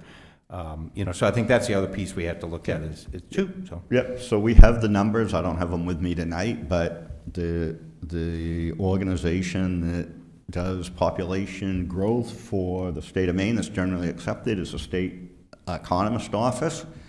And I can just tell you between now and 2040 we're the 5th largest city of the top 5. The only one that shows any growth is Auburn. Portland, Lewiston, Bangor, and South Portland are all projected to lose population between now and 2040. So it's readily available. We can bring that in. There is projected growth, but, you know, it's not 25, 30% of the city. Respectfully, I'll disagree. And it's 9:15, this has nothing to do with this budget, it's not gonna affect anything, but there are things that you can do, and there are things that you can do to increase your revenue and increase the value that aren't dead-end projects. And I think we can, we should be thinking about how to grow. We should be thinking about how to innovate our city. We're not. No, I don't think the point, We're sitting here, we can't do that, we can't do this, No, can't do I that, think- can't do this. So the budgets, I think we got as far as I'm concerned, where we're at for the budget. well, to your comment, Councilor Milks, I don't think anybody said we shouldn't grow. I think the point was, if there's councilors that think that you're going to grow your way out of any budget problems, the math doesn't work. That doesn't mean there aren't good reasons, and I think the council generally believes that the city should be growing. That's a different question from saying we're not going to have these issues to deal with on a budget, and it's going to reduce the overall tax burden, because that math doesn't work. I think this discussion is not going to be solved in a one-sentence answer. That there is a lot more to this, it's very complex, and we have to look at all the options, and then we're just facing a huge tax increase that we've got to figure out, and, you know, we just got to look at the options. That's what it is, and we're doing that, and that's all. I know my comments sparked conversation, but, you know, that's all it was just trying to look at the options to kind of try and figure out what the solution for all of us. And, you know, we're gonna get some answers. You know, we may not like the answers, like I know Councilor Platts has said that. So, you know, we just got to look at what's all viable options, and we may not like them, but that's just what we have to look at, and that's our job as councilors. So, thank you. Sounds like we're winding down, but just something to leave you with is to keep in mind that what you're seeing in this budget is $2.6 million in added debt service. Really, it's important to make sure that we're not giving the community whiplash as we go through the budget, because you're seeing that spike, right? We drew down almost $6 million for the new public safety facility. that the public voted in on, right? Knowing that this was gonna be an impact. That vote didn't say, add the 2.6 because we want public safety, but now cut it out of teachers and cut it out of, all, Councilman Milks is addressing, cut it out of all those other services. They said, yes, we want that, with an understanding that that's gonna cost X amount of dollars moving forward. 2.6 is what you're seeing, about half of what you're seeing for the increase that's being proposed right now is that debt service. So if the thought is, well, we want to reduce that because we don't want that impact, well, what are you going to do the next drawdown? Because if you've reduced that service now, that you're going to have another drawdown. We're not proposing one this year, but it's coming as we move forward. So if you draw down again, you cannot balance this budget off from that increase in debt service that you're going to be experiencing over the next few years.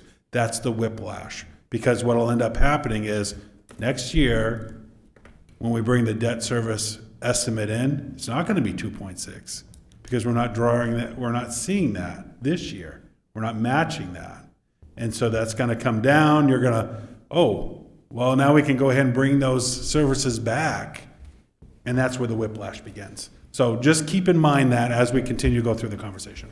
Yeah, and this topic came up at the, some of the counselors were there at the town hall on Thursday night, right? A lot of this is debt service is, we're now at a place where these things have been kicked down the road so many times that you're at a point where there's a lot of this work that has to be done. And the discussion at the town hall is, look, we can eliminate some of this, right? We can just say we're not going to have Engine 2 fire station, just close it. We'll move the truck to Central Fire Station. But I'm not sure that the people that live in the New Auburn and in the South Auburn area, it's going to be acceptable to them for the response times that they're going to have for fire and ambulance services. We could say, hey, we've done the design, we're not going to do Merrill Road. Let's just put a barrier up just past the businesses, and we won't maintain the road on the residential section. But that's a policy decision, and what that's saying is, hey, if we got bad roads, don't do them, just let them go. So, as a manager has said, this is a significant ongoing problem because some of these things, like the public safety building, they're out of the council's control. You're legally obligated to do this project, right? Even if we had unanimous agreement on the council that we don't think this is a good idea, we could not do it. So it is an issue, and it is a significant part of the increase in this year's budget. Thank you for that, Phil. I'm glad you brought up Merrill Road, because that's a good case study in deferred cost. Dennis could probably give a number, but my guess is if we had redone the road when we should have redone it, it probably would have cost $1 million instead of Right. $3 million, because the prices have escalated that So- much over the last 15 years. So here's the numbers, because we talked about some of this the other night. 900,000 to $1 million to do Merrill Road. So back in 2013, in March of 2013, there was a big discussion that the council had, and the city manager at the time, they wanted to defer a bunch of capital improvement projects. And the city manager told them there's 4 critical projects that you must do in the next 5 years. Merrill Road, Engine 2 fire station on South Main Street, a police station, and a fire station.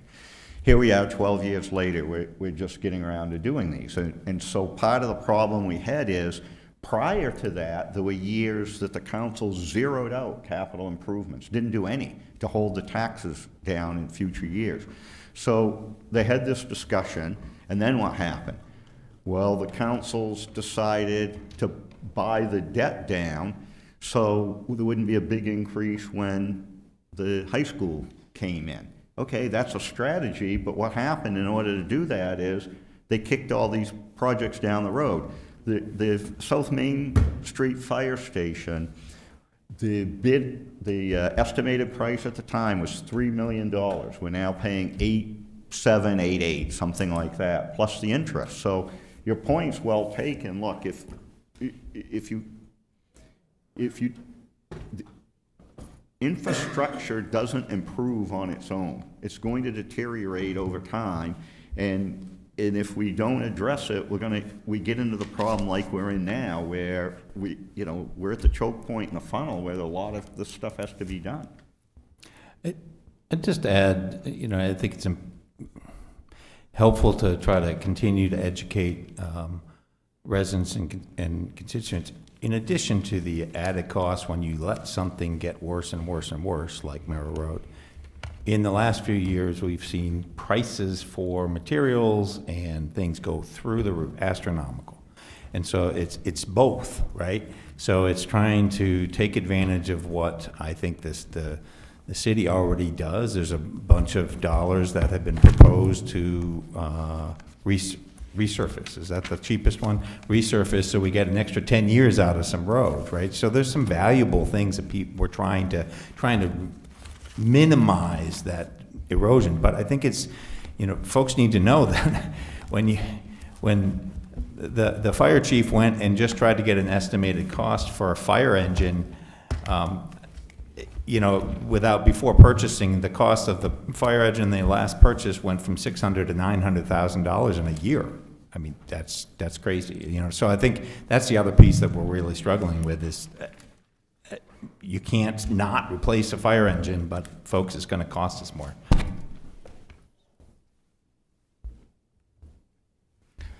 Any further comments for tonight?